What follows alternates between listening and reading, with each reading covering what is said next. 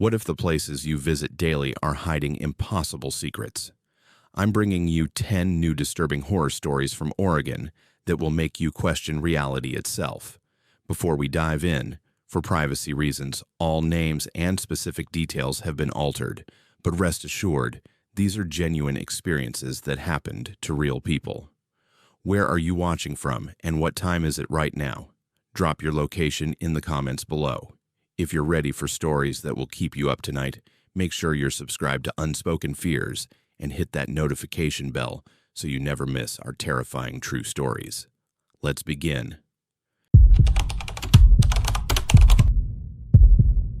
My name is Maya, and I'm a marine biology student at Oregon State University. Last summer, I thought I'd be spending 3 months documenting tide pool ecosystems near Bandon for my undergraduate research project. Instead, I documented something that made me question everything I thought I knew about the ocean. What happened in those tide pools wasn't just unusual, it was impossible. I arrived in Bandon in early June with my research equipment, a waterproof notebook, and enough enthusiasm to last the entire summer. My project was straightforward: document the biodiversity and behavioral patterns of intertidal organisms across different tide pool zones. I'd done similar work before during field courses. This should have been routine. For the first week, it was. The tide pools I was assigned stretched along a rocky outcrop about 2 miles south of Face Rock. The area wasn't heavily trafficked by tourists, which made it perfect for undisturbed observations. I'd arrive during low tide, usually around dawn, and spend 4 to 5 hours documenting species counts, water chemistry, and behavioral interactions. Standard scientific procedure, nothing unusual. Everything changed on my 8th morning there.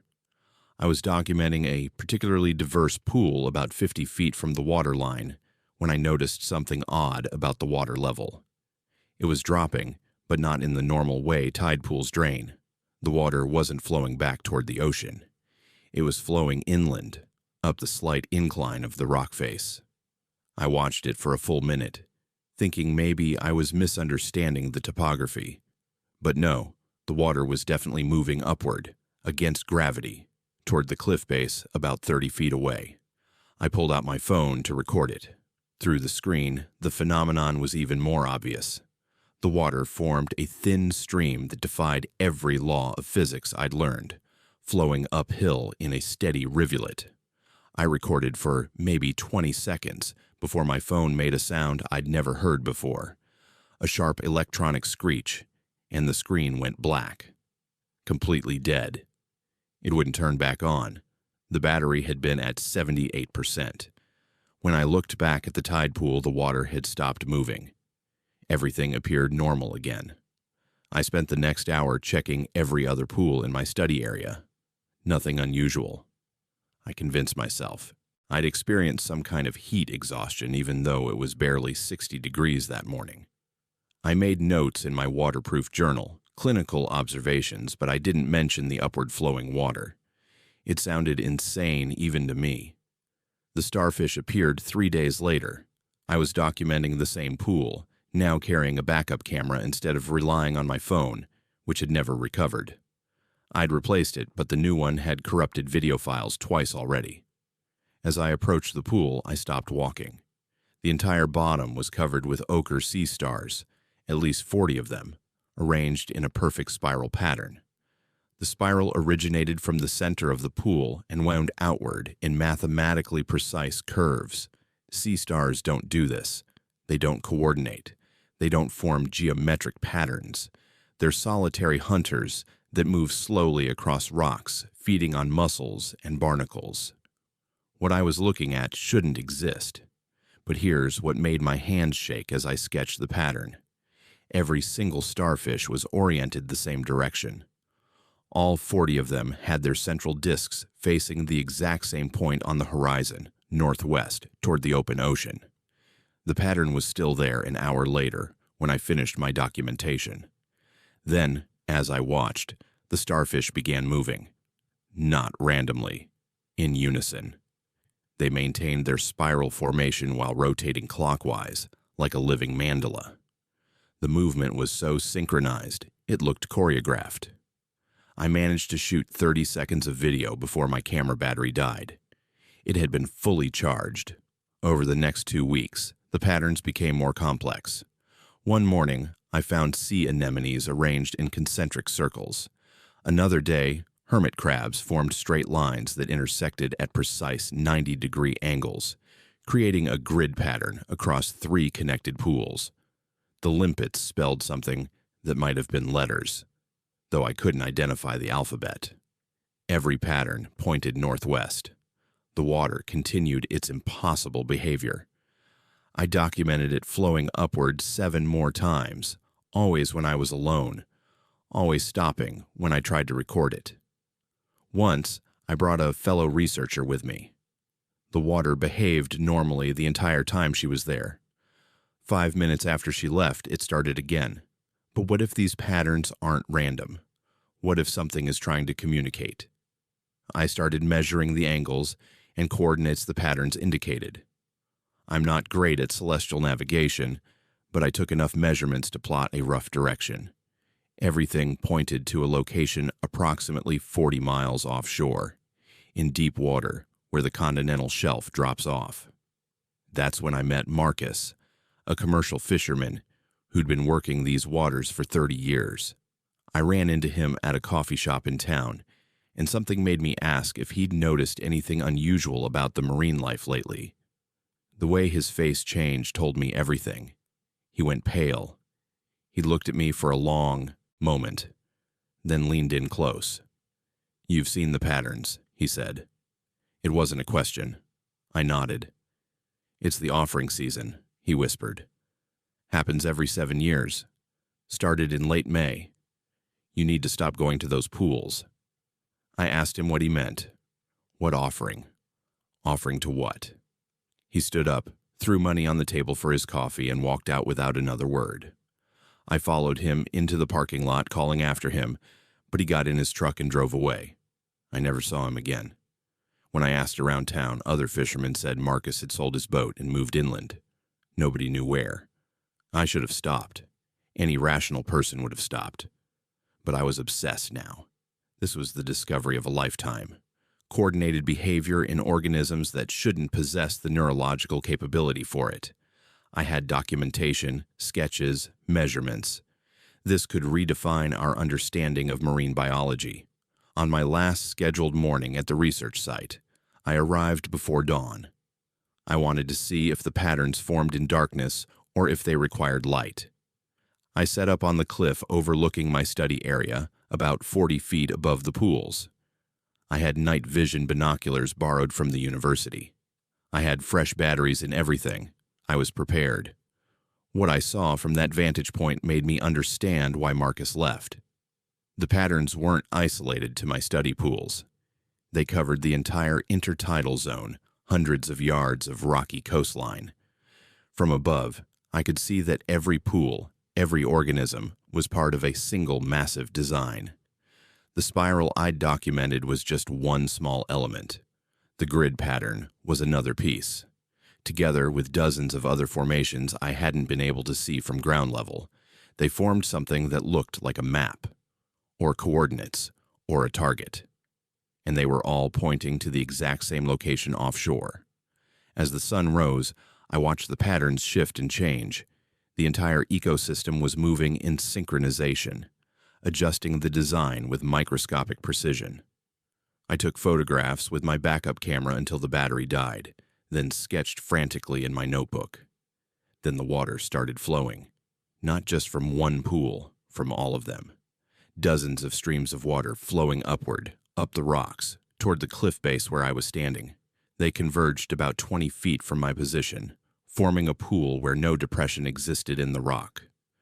The water defied gravity, held in place by nothing, forming a perfect circle about 6 feet in diameter. In the center of that impossible pool, something was forming, a shape, made of water, but darker, denser. It was starting to look almost solid. I ran. I don't remember climbing down from the cliff. I don't remember getting to my car.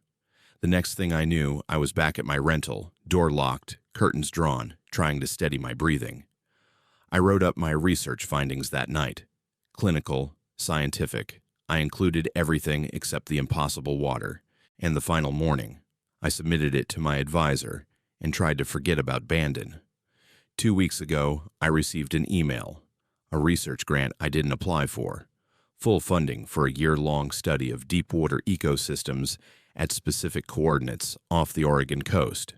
The coordinates matched exactly what the patterns had been indicating. The grant letter said my preliminary work had been noticed by interested parties and that I was specifically requested for this project. I didn't recognize the funding organization. When I tried to research it, I found nothing. No website, no papers, no history. But the money was real. The equipment they're providing is state-of-the-art. The research vessel is already contracted. I'm scheduled to begin the study next month. Yesterday, I received the mission brief. We'll be conducting submersible observations at depth, focusing on the area where the continental shelf drops to the abyssal plain. They want me to document any unusual patterns or coordinated behaviors in deep-water species. Last night, I had a dream about being in the submersible. In the dream, I'm descending through darkness when I see lights below. Not bioluminescence, structured lights, geometric patterns. They're pulsing in sequences that seem almost like communication. When I woke up, my nose was bleeding. There was salt water on my pillow. I leave in 3 weeks. I keep telling myself I don't have to go. I can turn down the grant, walk away, finish my degree studying something normal, like kelp forest dynamics or sea otter behavior. But every night, I dream about those lights, and every morning, I find myself plotting the dive coordinates, preparing equipment lists, researching deep water observation protocols. The thing is, I think part of me already knows what's down there. I think the patterns were never trying to show me coordinates. I think they were showing me where I needed to go, where I was always supposed to go. My advisor asked me yesterday if I was excited about the opportunity. I told him yes. I don't think I was lying. Excited isn't quite the right word, but it's close. It's more like recognition, like remembering something I'd forgotten. I just don't know if I'll be coming back. My name is Derek, and I'm a sound engineer who's worked in audio production for almost a decade. I've mixed albums, designed sound for films, and can identify frequencies by ear that most people need equipment to detect. I moved to Salem 3 months ago for a remote production job, and I found what seemed like the perfect house in a quiet 1970s suburban neighborhood. The rent was reasonable, the home office had great acoustics, and the landlord seemed eager to get someone in quickly. I should have wondered why. Everything was fine for the first 6 weeks. I set up my studio, ran acoustic tests, treated the walls with foam panels. The house had good bones for audio work. Low ambient noise, solid construction, minimal vibration from street traffic. Professional heaven. Then, exactly 47 days after I moved in, I woke up at 3:47 in the morning to a sound that made my teeth ache. It wasn't loud. That's the thing people don't understand about low-frequency sound. Volume isn't the issue. It's the way it resonates in your chest cavity, in your skull, in the fluid of your inner ear. This was around 35 hertz, right at the threshold of human hearing. A deep, sustained hum that seemed to come from everywhere and nowhere simultaneously. I got up and started checking sources. HVAC system, off. Refrigerator, normal compressor cycle. Electrical panel, no issues. But every electronic device in the house was picking it up. My studio monitors showed the waveform clearly on the spectrum analyzer. My laptop speakers reproduced it. Even my phone, my digital watch, the smart thermostat. Everything was receiving and transmitting this identical frequency. I did what any sound engineer would do. I recorded it.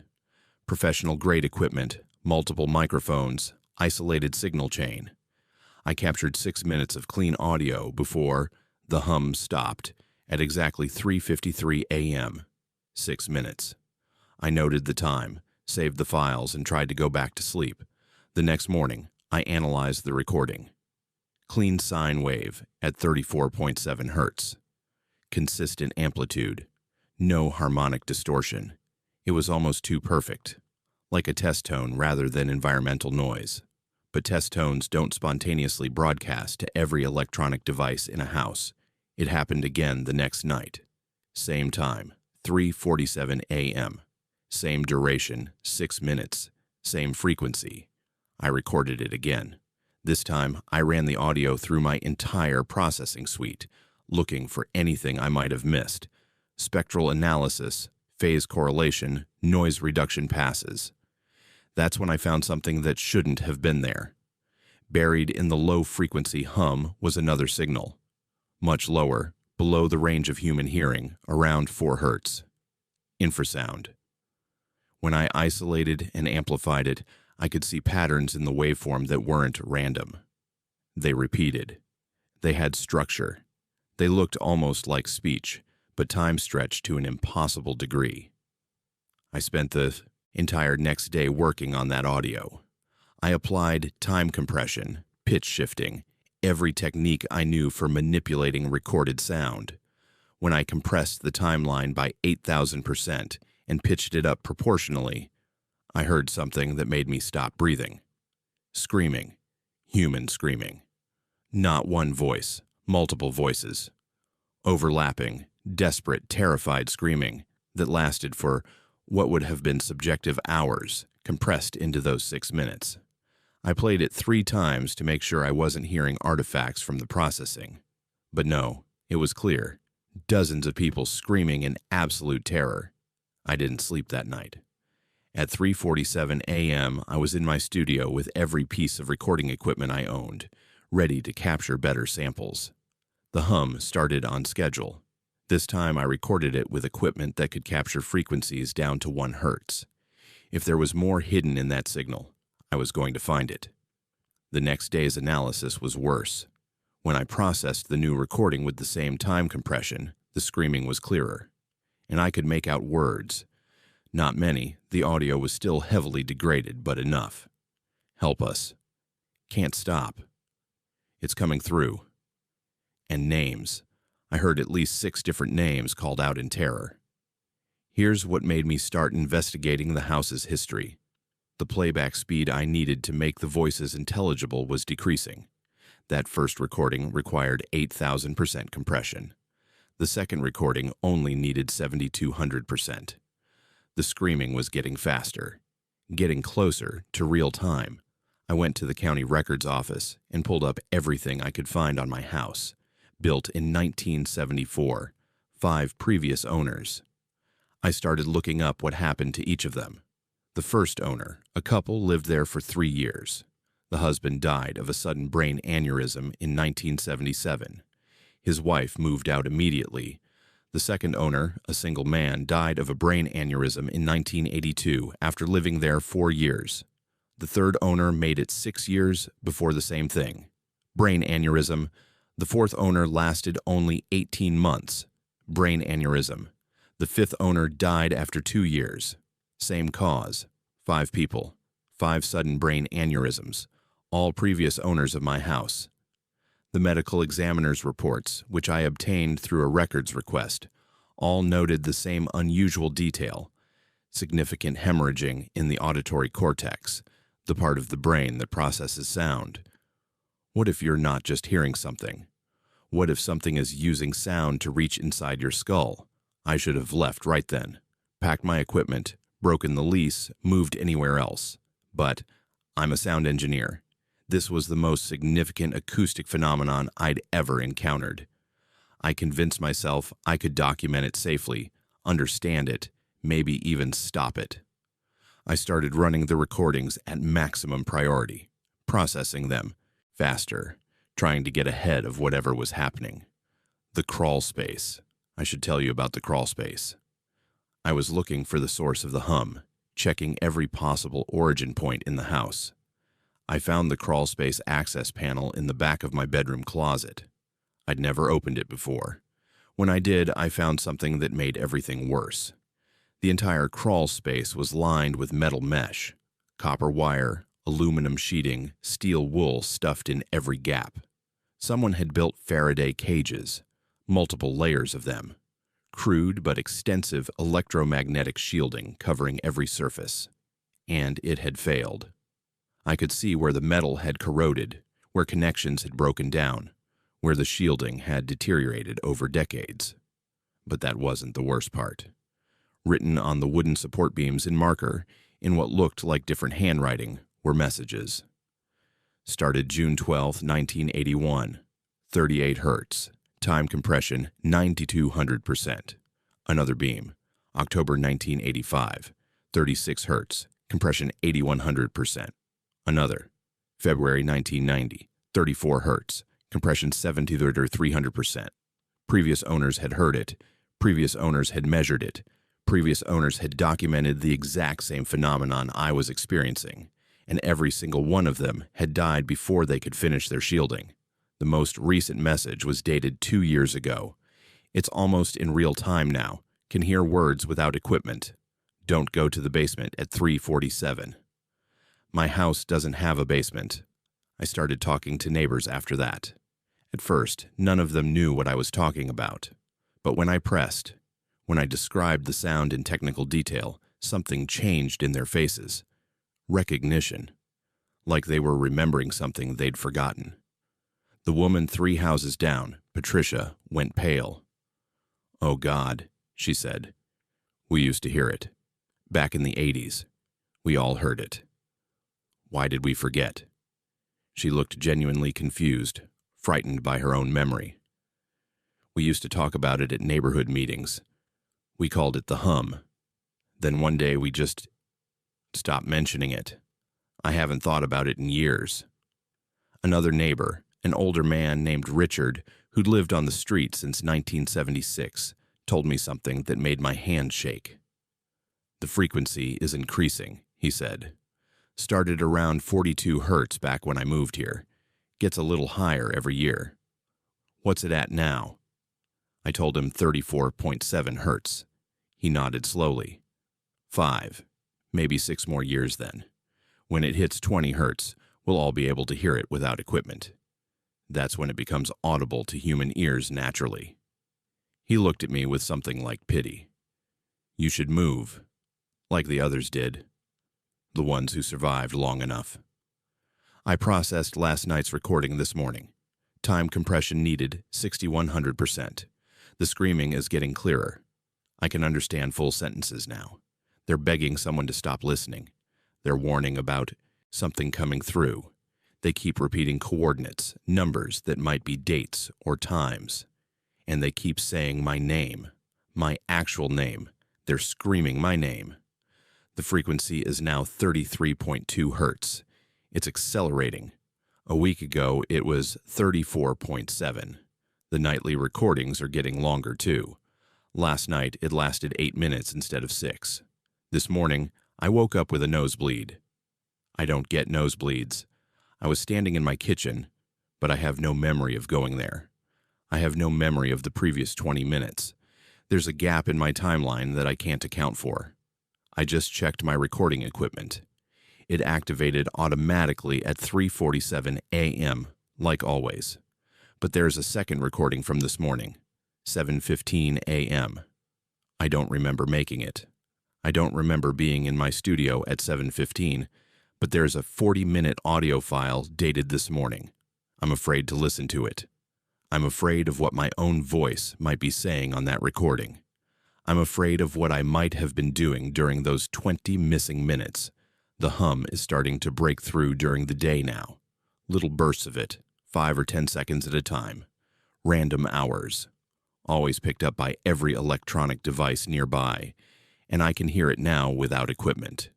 Just barely, just at the edge of perception, but it's there. A pressure in my ears. A vibration in my chest. Tonight is 3:47 a.m. again in a few hours. I've set up every recording device I own. I need to capture whatever happens next. I need to understand what's coming through. My nose just started bleeding again.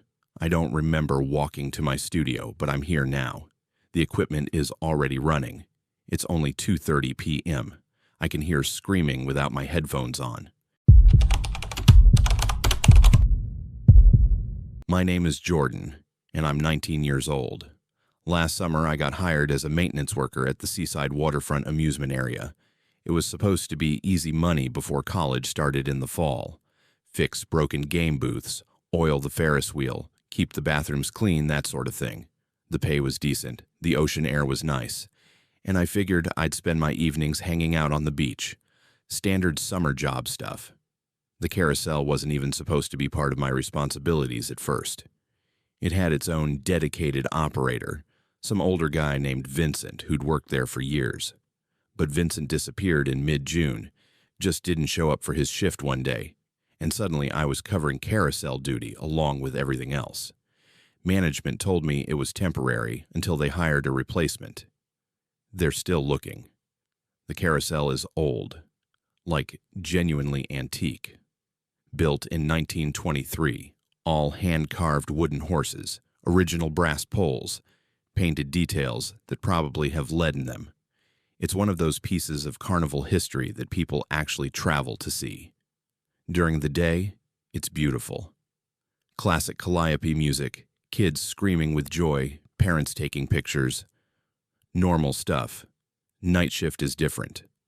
The carousel requires manual operation when the main power cuts out, which happens more often than you'd think in an old building right on the waterfront.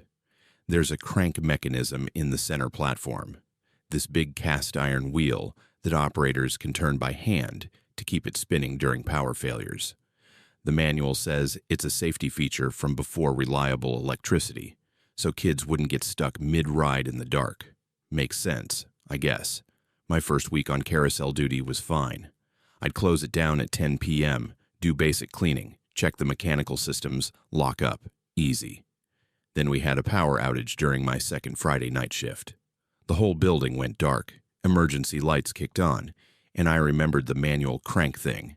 I headed to the center platform to make sure it was secured, and that's when I first touched one of the horses.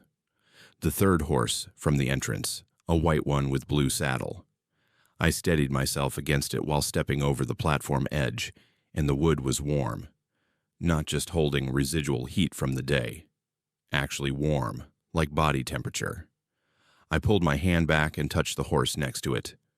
Room temperature, maybe even a little cold from the ocean breeze coming through the building. I checked the white horse again.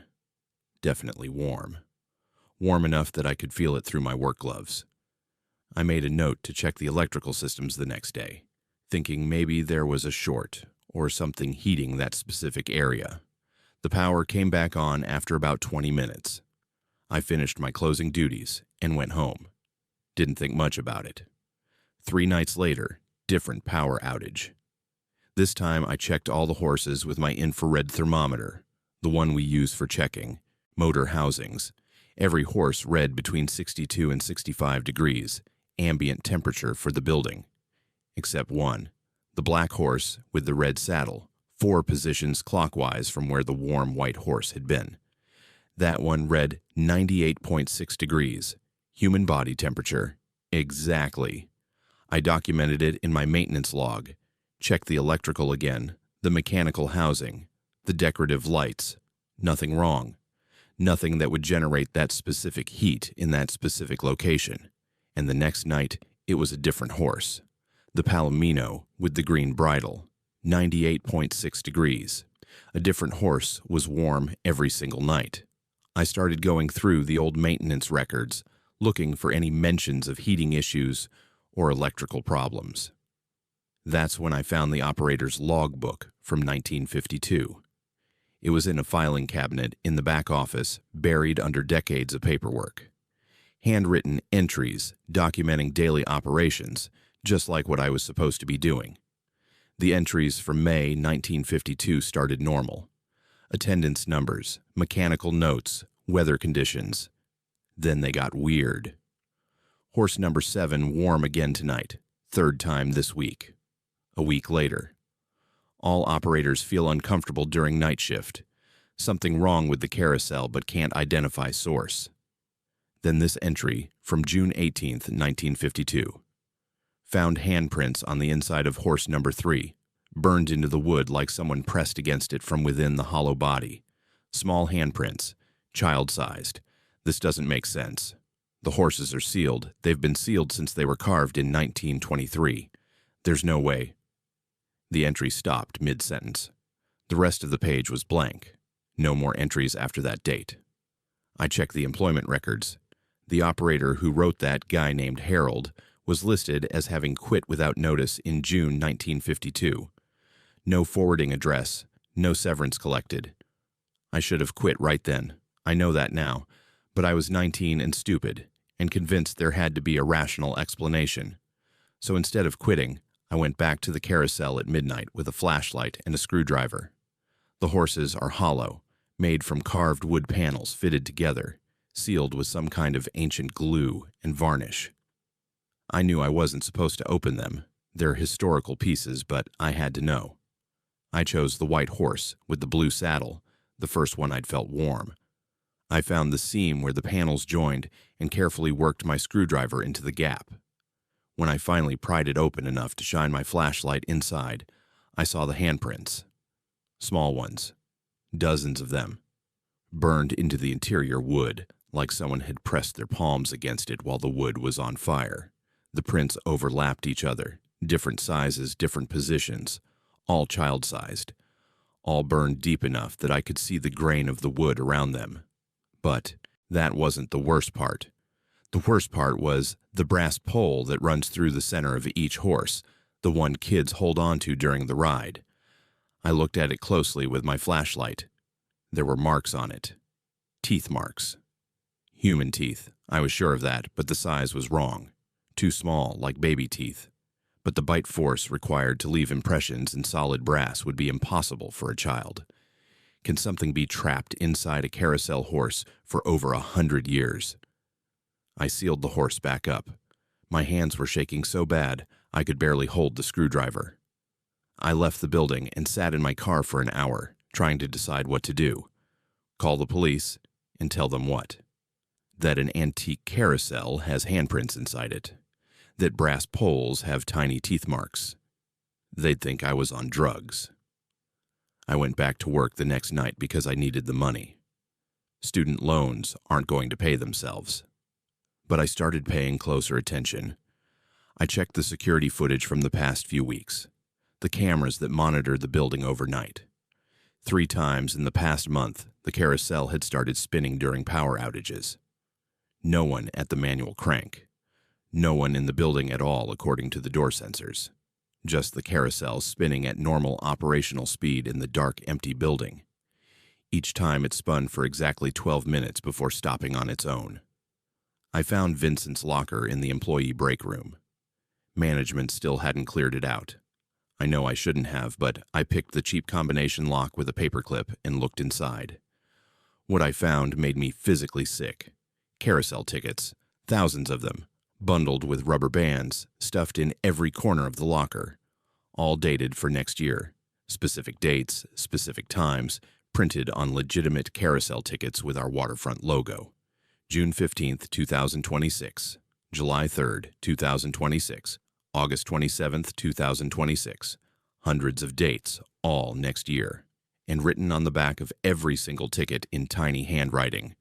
Reserved for rotation. I started documenting everything after that. I took pictures of the warm horses each night, measured temperatures, recorded audio. The horses' painted expressions looked different each morning. I swear they did. The white horse with the blue saddle would have a slight smile one morning, then a neutral expression the next, then something that almost looked sad the day after that. I took pictures to prove I wasn't imagining it, but the differences were subtle enough that I couldn't be certain. During the day, I watched kids ride the carousel, normal, happy kids having fun. But I noticed something. Certain kids, usually the smaller ones, would get off the carousel crying, not because they were scared of the ride, but because they didn't want to leave. They'd cling to the horses, screaming that they wanted to stay, that they felt safe there. Parents would have to physically pull them away. One little girl, maybe 5 years old, told her mother she wanted to live inside the horse. Her mother laughed. I didn't. Last week, the manager called me into his office. He offered me a promotion. Night manager for the entire amusement area, significant pay increase, full benefits. He said I'd shown dedication by staying on carousel duty when others quit. He said I understood the equipment better than anyone else they'd had in years. He said I'd be perfect for joining the rotation. When he said that phrase, something clicked in my head, like a door opening, like remembering something I'd always known but forgotten. The warmth of the horses, the handprints, the tickets dated for next year, the way the carousel spins by itself at night. It's not a malfunction. It's not supernatural. It's operational. It's doing exactly what it was designed to do. The operators don't maintain the carousel. The carousel maintains the operators. I accepted the promotion. I start next week. Full-time night shift, just me and the carousel. The manager gave me a key to Vincent's old office.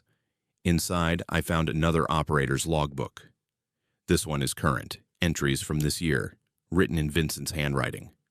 The last entry is dated the day before he disappeared. Finally understand the rotation schedule. Horse number 12 ready for new operator. My turn to rest inside. Jordan will do fine. I don't remember writing this, but when I got home tonight and checked my phone, I found a note I'd typed to myself at 3 a.m. last night. Measured all horses. Number 7 running hot, 98.6 degrees. That's mine. That's where I'll fit. My apartment feels wrong now. Too cold, too empty. The carousel building feels right. Feels warm. Feels like home. I've been having dreams about being inside the white horse with the blue saddle. It's not scary in the dreams.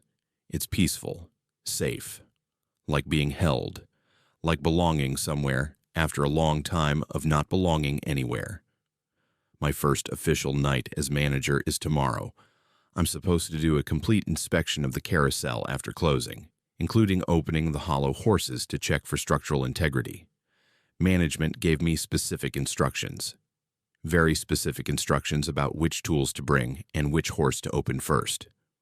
Horse number 7, the one that's been running at body temperature for the past week. I packed my tools an hour ago. I keep thinking I should be afraid, but I'm not. I'm excited, like I'm finally going to understand something important, like I'm finally going home. The carousel tickets I found in Vincent's locker. I looked at them again tonight. One of them has tomorrow's date, and tomorrow's time, 3:45 a.m., reserved for rotation. I think I know what that means now. I think I've always known. My name is Nicholas, and I've been doing forestry survey work for 9 years. It's not glamorous, but it's honest work. I get contracted by timber companies to mark trees for selective harvest, document stand density, assess forest health. I spend most of my time alone in the woods with a GPS unit, a compass, and a paint gun for marking trees. I've surveyed thousands of acres across Oregon and Washington. I know these forests. I know how they work. The Umpqua National Forest contract seemed routine when I took it in late August. Selective harvest survey for a 2,000-acre parcel, standard density protocols, 6-week timeline. The money was good, the weather forecast was clear, and I'd worked the Umpqua region before. Easy job. The first 3 weeks went exactly as planned. I surveyed the northern sections without issues, documented everything properly, stayed on schedule. Then I moved into the valley section on the eastern edge of the parcel. That's when my GPS started lying to me. I was marking a stand of Douglas fir when I checked my position and saw something impossible. According to the GPS, I was 3 miles west of where I was actually standing. The coordinates placed me in the middle of Detroit Lake. Not near the lake, in it, underwater. I checked the satellite signal, full strength, 8 satellites locked. I rebooted the unit. Same coordinates. I was apparently surveying from the bottom of a lake 60 miles away. I switched to my backup GPS unit. Same coordinates, Detroit Lake. I pulled out my topographic map and compass, did it the old way. Based on landmarks and terrain features, I was exactly where I was supposed to be. in a valley section of the Umpqua. My compass confirmed north. Everything physical said I was in the right location. Every piece of electronic equipment said I was drowning in Detroit Lake. I documented the malfunction and moved on. GPS units glitch sometimes, especially in heavy forest canopy. Magnetic anomalies can mess with electronics. It happens. I worked the rest of the day using compass and map, marked my trees, made progress. But the GPS kept showing Detroit Lake. For 3 straight days, every time I was in that valley section, both units gave me the same impossible coordinates. The second I crossed out of the valley, they'd correct themselves and show accurate positions. Back into the valley, Detroit Lake. On the 4th day, I started looking more carefully at the trees I was surveying. Something felt wrong about them, but I couldn't identify what. They looked healthy. Normal diameter at breast height, good crown structure, minimal disease indicators. Standard Douglas fir and western hemlock. But when I took core samples for age verification, the growth rings didn't make sense. I'm not a dendrochronologist, but I know how to count rings and cross-reference with known climate data. The tree I sampled had 43 rings, which should make it 43 years old. But when I ran the sample through my radiocarbon dating kit, a basic field unit that gives rough estimates, it came back with an age range of 380 to 420 years. I figured my kit was malfunctioning. I sampled 3 more trees. Same results. Young ring counts, ancient radiocarbon dates. The trees were simultaneously 40 years old and 400 years old.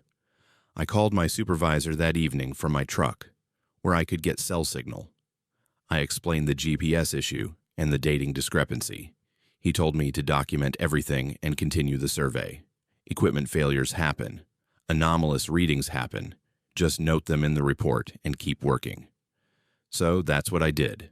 The next morning, I found the survey stakes. Not my stakes. Stakes from a previous survey crew, driven into the ground at plot markers throughout the valley section. Standard aluminum stakes with survey tape, the kind every crew uses. Except these were upside down. The pointed ends were sticking up out of the ground. The flat-marked ends were driven into the soil, all of them. Dozens of stakes, all inverted. You don't drive stakes upside down by accident. The pointed end goes down because that's how they penetrate soil.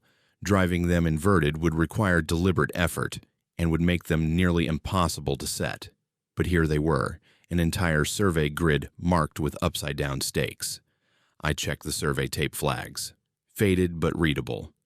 The notation code indicated a crew from 2003. I made a note to ask my supervisor about previous surveys in this area. That's when I found the grove. I was working my way through a dense section when the forest suddenly opened up. A perfect clearing, maybe 2 acres, filled with Douglas fir, growing in a grid pattern, not roughly aligned. Perfect grid, mathematical precision, each tree exactly 6 feet from its neighbors in all directions, rows and columns forming 90-degree angles, 47 trees total, arranged in a pattern that couldn't possibly be natural. Trees don't grow like that. Even plantation forests planted by humans don't achieve that level of precision because seedlings die, spacing varies, and natural competition creates irregular patterns. This looked like someone had measured with a laser level and planted full-grown trees in exact positions. I stood in the center of the grove and pulled out my compass to map the layout. The needle started spinning. Not wobbling, spinning. Continuous counterclockwise rotation like a radar sweep. I tapped the compass, thinking it was stuck. The needle continued its smooth counterclockwise spin. I pulled out my backup compass. Same thing, both compasses spinning counterclockwise at the same steady speed. What happens when every tool you trust tells you reality isn't what you're seeing? I mark the grove on my map, using the grid pattern itself as a reference. I couldn't use compass bearings, so I measured distances and angles relative to the valley entrance. I photographed everything. I took more core samples. Same impossible results. Young ring counts, ancient carbon dates. I left the grove and made camp early that day. I needed to process what I was seeing. I'd surveyed forests across the Pacific Northwest. I'd seen weird stuff. Unusual growth patterns, magnetic anomalies near volcanic rock, equipment glitches. But nothing like this. Nothing that violated fundamental rules about how trees grow and how time works. That night, I reviewed the property records and previous survey data my supervisor had sent. The valley section had been surveyed 3 times before: 1987, 1995, and 2003. Different crews, different companies. All 3 surveys were marked as incomplete. No explanation given, just incomplete status. I looked up the crew chief from the 1987 survey. Guy named Giovanni. Found his obituary. Died in December 1987, 5 months after the incomplete survey. Fell from a fire lookout tower. Broke his neck. Weird, but not necessarily connected. The next morning, I went back to the grove to continue documenting. I was measuring tree diameters when I heard someone walking through the brush. Another person, definitely human footsteps, approaching from the east side of the grove. A man emerged from the tree line, mid-50s, wearing surveyor clothes from maybe the 80s, old-style canvas vest, outdated GPS unit on his belt. He looked exhausted, dirty, like he'd been in the woods for days. "Thank God," he said when he saw me. "I've been lost in this valley for 2 days. My GPS stopped working. My compass won't hold north. Do you know the way out?" I stared at him. His equipment, his clothing, even his haircut looked wrong. Decades out of date. "What's your name?" I asked. "Giovanni," he said. "I'm surveying this section for Cascade Timber. You with them too?" Giovanni. The crew chief from 1987 who died falling from a tower. I was talking to a dead man. Or I was losing my mind. Or something worse was happening. "What year do you think it is?" I asked him. He looked at me like I was crazy. 1987, July. Why? I showed him my phone. Showed him the date. October 2025. He looked at the screen for a long time. Then he looked at his own GPS unit, the old clunky one on his belt. "That's not possible," he said quietly. "I just started this survey 3 days ago. It's July 19th, 1987. We stood there in the grid grove, 2 surveyors from different decades, both of us convinced we were right about the date. His GPS unit showed coordinates for Detroit Lake.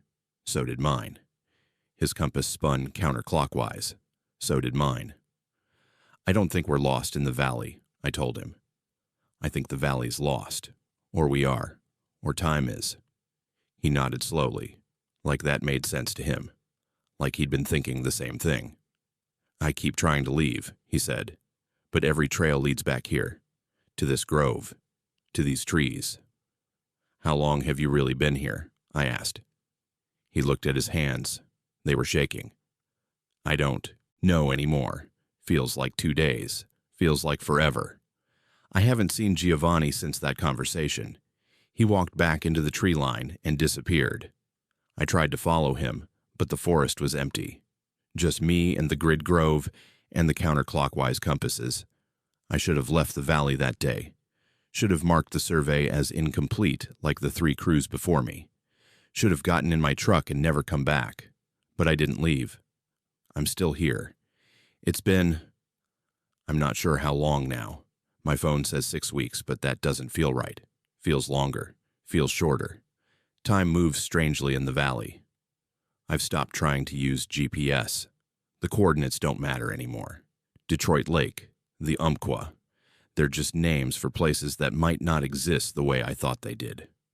My compass still spins counterclockwise in the grove. I've learned to navigate by that.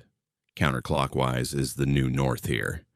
I found more survey stakes yesterday, or maybe it was last week. They're marked with dates that haven't happened yet. 2031, 2047, 2053, all driven upside down into the ground like the others. I've been extending my survey beyond the original parcel boundaries. My supervisor keeps leaving voicemails asking where my reports are, when I'm coming back. I don't know how to explain that the valley makes more sense than the outside world now. The rules here are clearer. Trees that are young and old simultaneously. Time that moves in multiple directions. Compasses that spin counterclockwise. It's all logical once you stop expecting reality to be linear. I measured the grove again today. It's grown. 53 trees now, still in perfect grid pattern. 6 new trees that weren't there before. Or were always there. Or will be there. The tenses don't work right anymore. One of the new trees has my initials carved in it. My handwriting. I don't remember carving them. Maybe I haven't yet. I found another surveyor yesterday. Or he found me. He says he's from 2003. His GPS shows Detroit Lake too. We compared notes. We're all here. All the incomplete surveys. Giovanni from 1987. This guy from 2003. Me from 2025.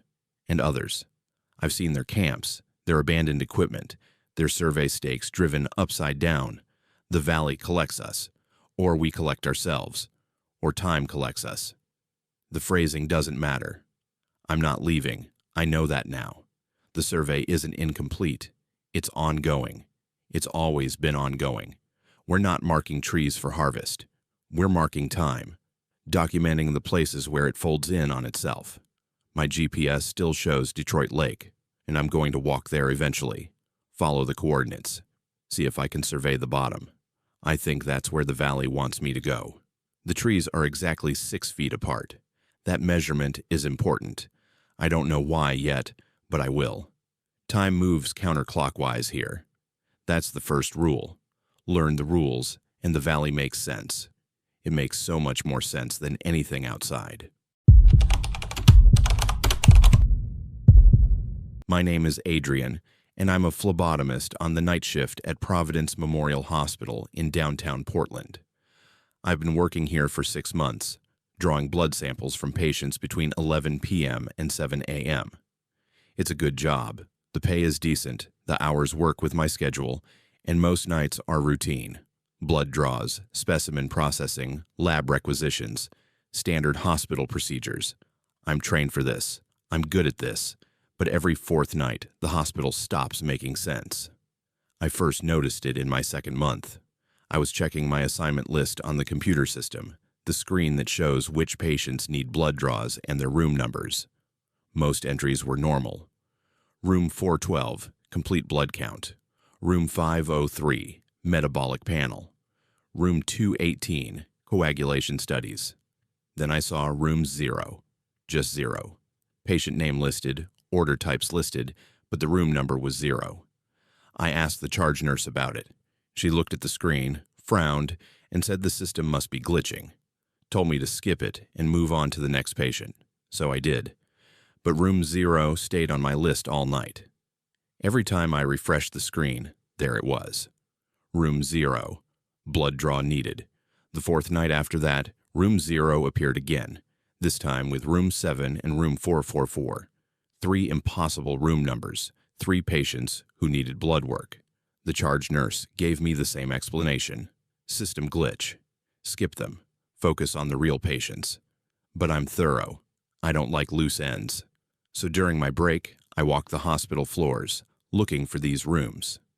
I started on the 4th floor because that's where most of my patients are located. I walked every hallway, checked every door number. 401, 402, 403, straight through to 426. No gaps. No room 404. I tried the ground floor. Same thing. Sequential numbering. No anomalies. I was about to give up when I noticed something odd. There was a door between the main lobby and the East Wing corridor that I'd never paid attention to before. No room number on it. Just a plain door with a card reader. I swiped my security badge out of curiosity. The reader blinked red. Access denied. I tried again. Same result.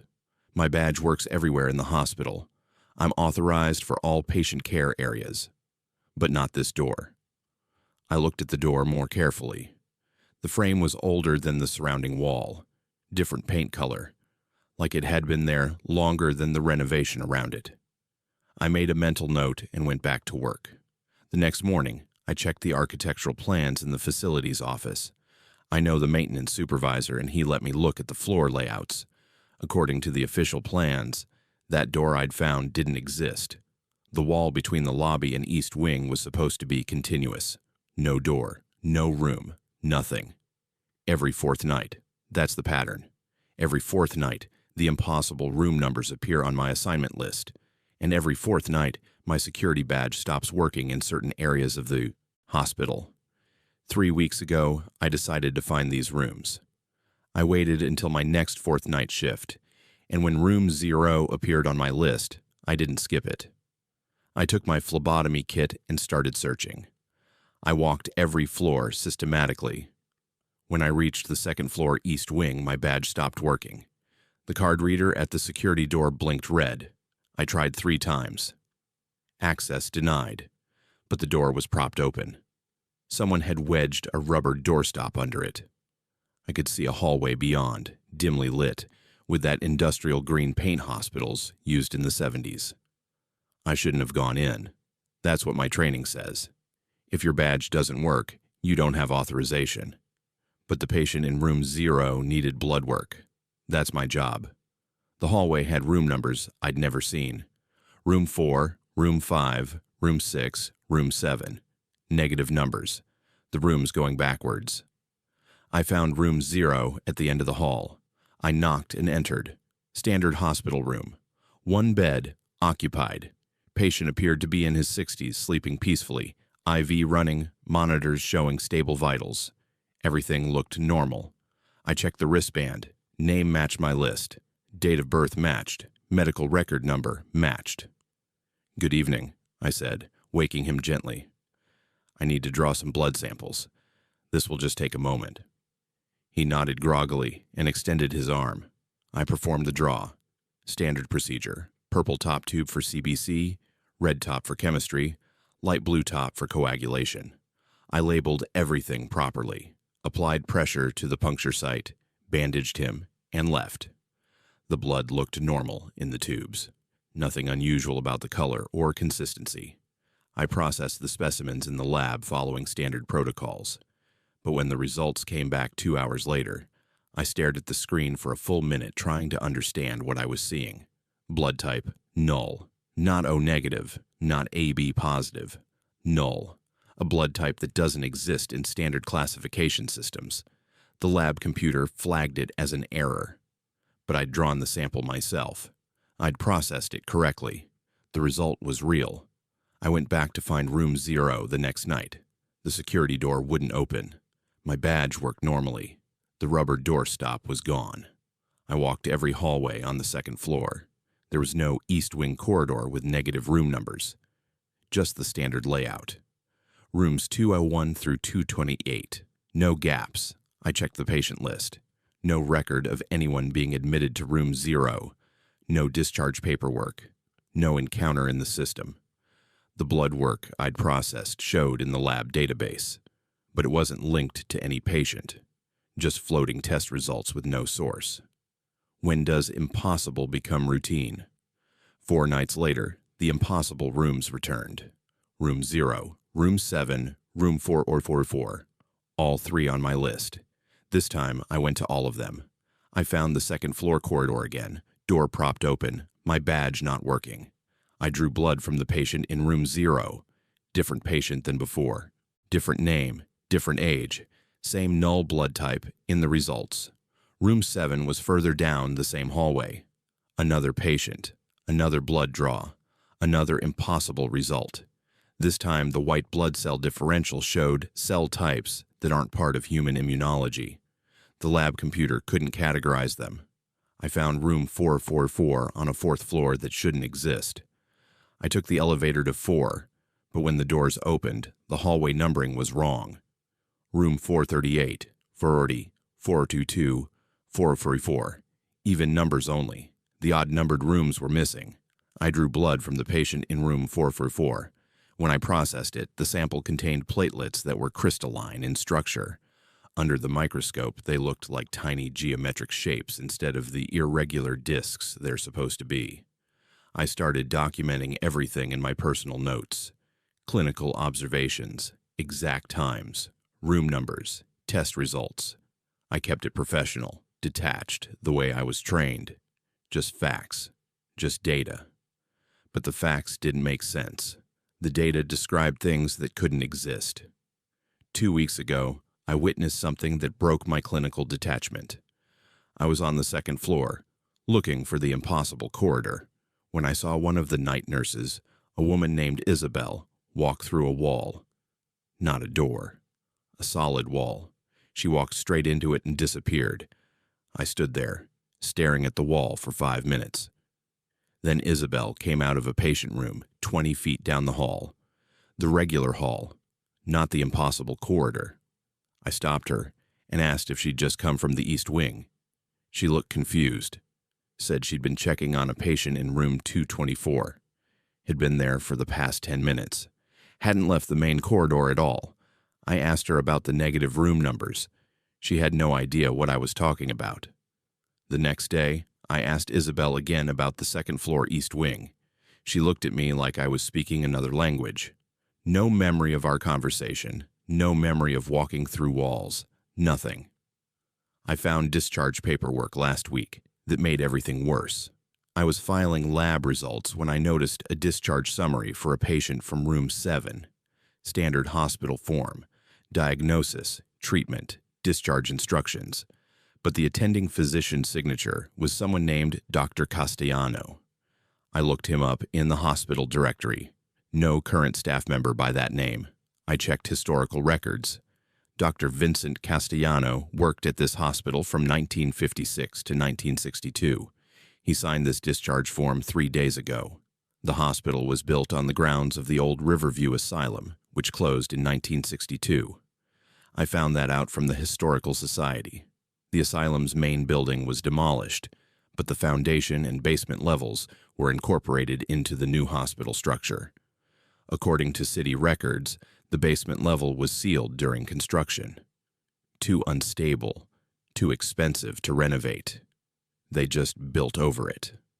But I think it's still there. I think the impossible rooms are down there, in the sealed basement, in the asylum that never fully went away. Last night, I found the stairs. A door on the second floor that my badge doesn't open, but someone keeps propping it open on 4th nights. Behind that door is a stairwell going down.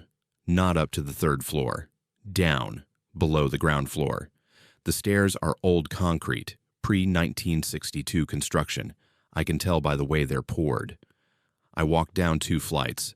The stairwell ended at a heavy metal door marked Sublevel B, authorized personnel only. The door was unlocked. I could hear sounds behind it, medical equipment beeping, voices talking quietly, normal hospital sounds, from a floor that was sealed 60 years ago. I didn't open the door, not yet. I'm not ready for what's behind it. This morning, I received an email from hospital administration.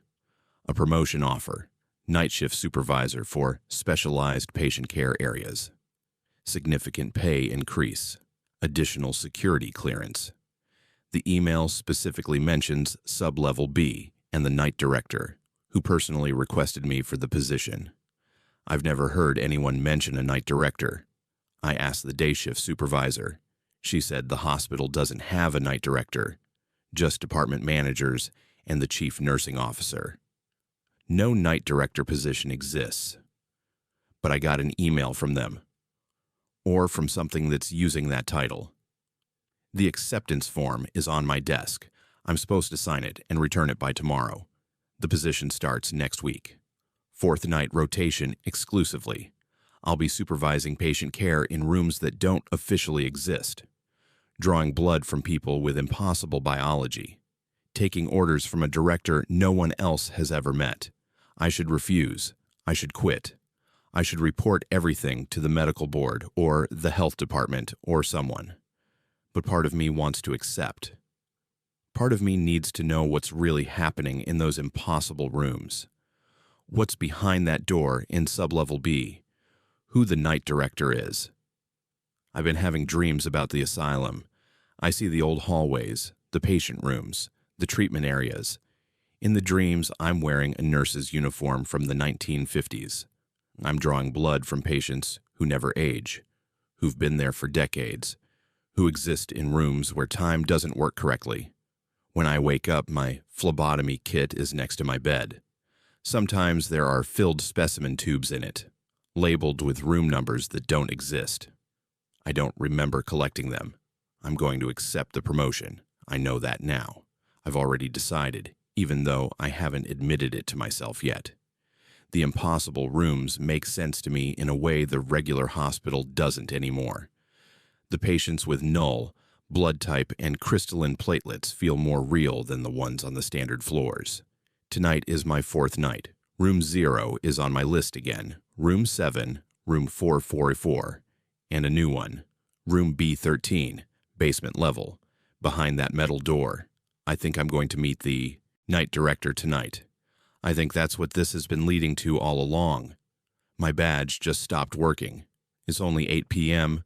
4th nights usually don't start until after midnight. I can hear someone calling my name from the stairwell. It sounds like it's coming from below. My name is Eli, and I've been a lift mechanic for 6 years. I work seasonal contracts at ski resorts across the Pacific Northwest, doing safety inspections and maintenance during the off-season. It's good work if you don't mind heights and you know your way around cable systems. I'm certified for everything: chairlifts, gondolas, surface tows. I can troubleshoot a bullwheel bearing or replace a haul rope splice in my sleep. Mechanical systems make sense to me. They follow rules, cause and effect, input and output. Mount Hood was supposed to be a straightforward 3-week job. Pre-season inspection on all 4 lifts before the November opening. Standard procedure. I'd worked Hood before, 2 seasons back, and I knew the equipment. Older riblet fixed grip quad on the main mountain, a couple of Yan double chairs on the beginner slopes, and a high-speed detachable on the backside. Nothing fancy, but well-maintained. I started with the main lift, chair by chair, working my way up the line. Visual inspection, measurement checks, testing each safety component. Most chairs were identical: aluminum frame, molded plastic seat, safety bar, all within manufacturer specifications. Weight averaged around 180 pounds empty. I'd weigh each one on my portable scale as part of the inspection protocol, checking for frame damage or hidden stress fractures that might add weight. Chair Dizzer 37 weighed 221 pounds. I checked my scale calibration. Accurate. I unloaded everything from the chair, made sure no equipment was attached, no ice buildup, nothing. Weighed it again. 221 pounds. 41 pounds heavier than every other chair on the line. I walked around it, looking for modifications, additional components, anything that would explain the extra weight. Nothing. It looked identical to chair Diver 36 and chair Dir 38. I documented it and moved on. Sometimes manufacturers use different materials in production runs. Maybe chair Dir 37 had denser aluminum or heavier gauge steel components. Unusual, but possible. Then I touched the metal frame. It was room temperature, not cold.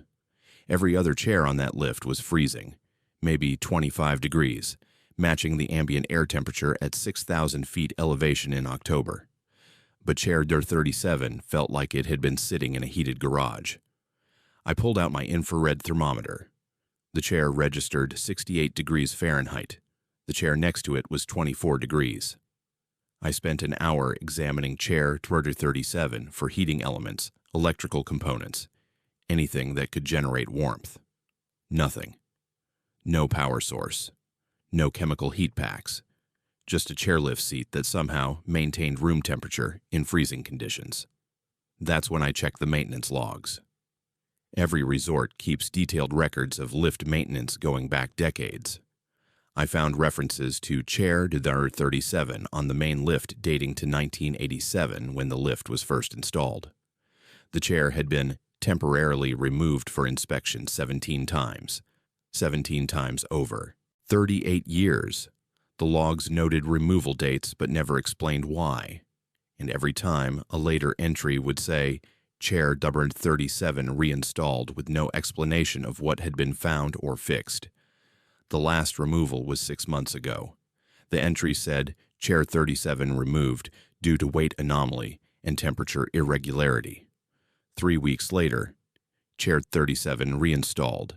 Issue unresolved but deemed non-critical to operation. I radioed down to the base lodge and asked the resort manager about Chair 37. She sighed like she'd been expecting the call. Told me to just document the weight and temperature, mark it for continued monitoring, and move on with the inspection. Said every mechanic who'd worked hood had asked about Chair 37. Said it was a known anomaly. Not dangerous, just weird. But mechanics don't like weird. We like explanations. So I kept digging. I pulled security footage from the past year. The resort has cameras covering all lift approaches and unload areas for liability purposes. I wanted to see if Chair 37 showed any unusual behavior during operation.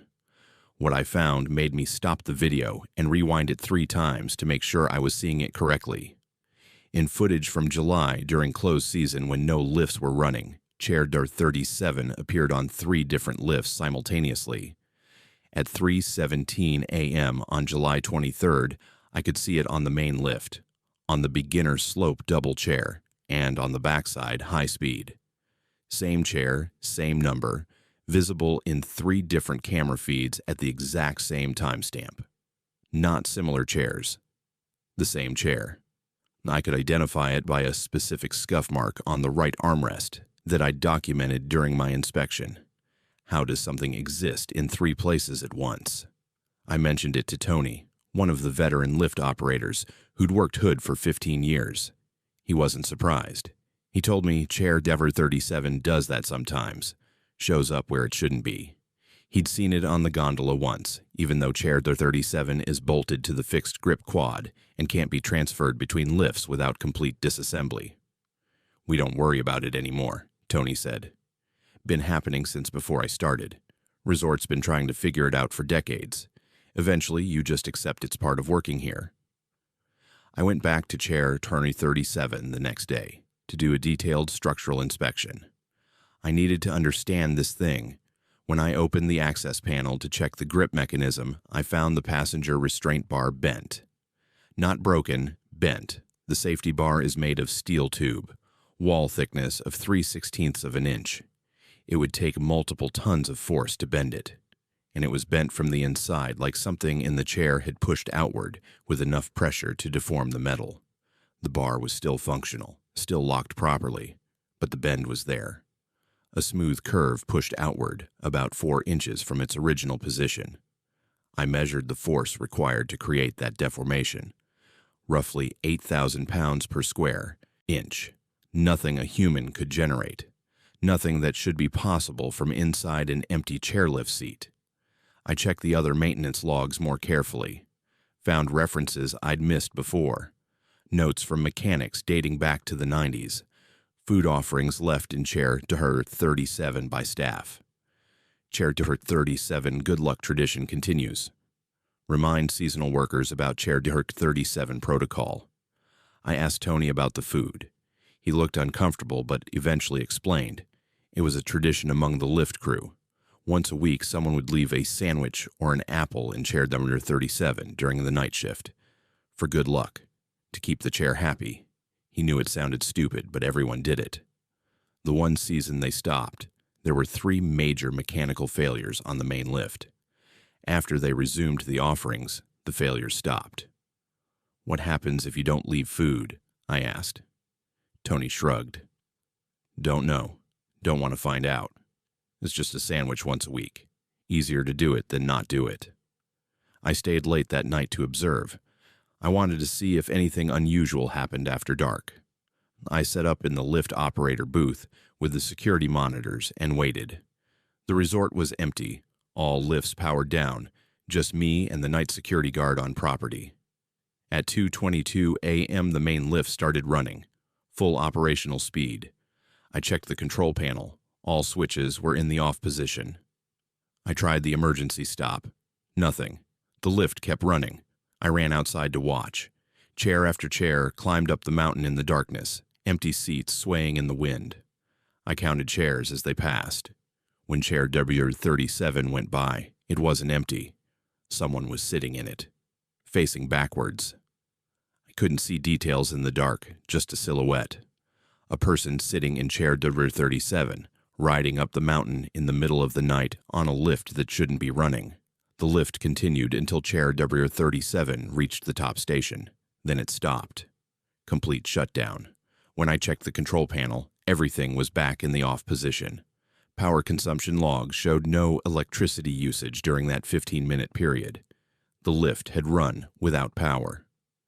I reviewed the security footage the next morning. Clear image of chair W37 passing the camera at 2:22 a.m. Definitely someone sitting in it.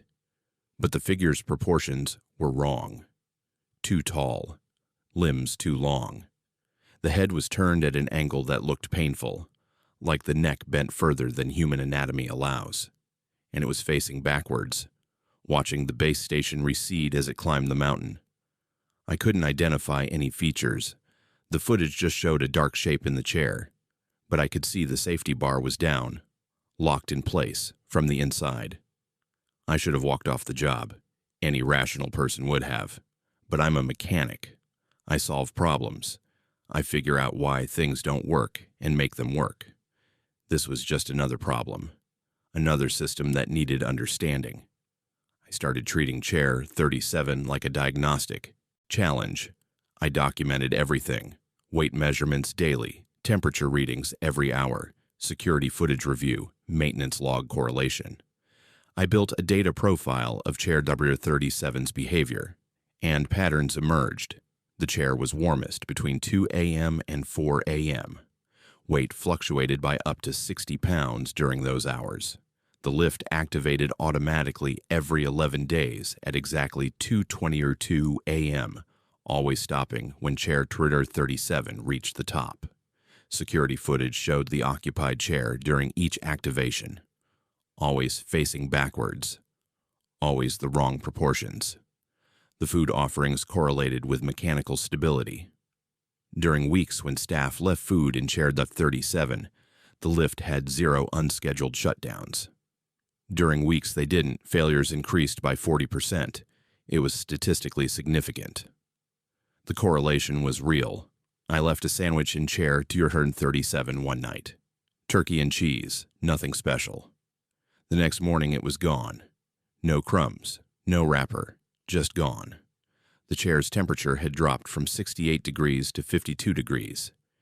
Its weight was back to 180 pounds, exactly matching the other chairs. I checked the security footage. At 2:47 a.m., someone had taken the sandwich. I couldn't see them clearly. The footage glitched during those frames, pixelating heavily.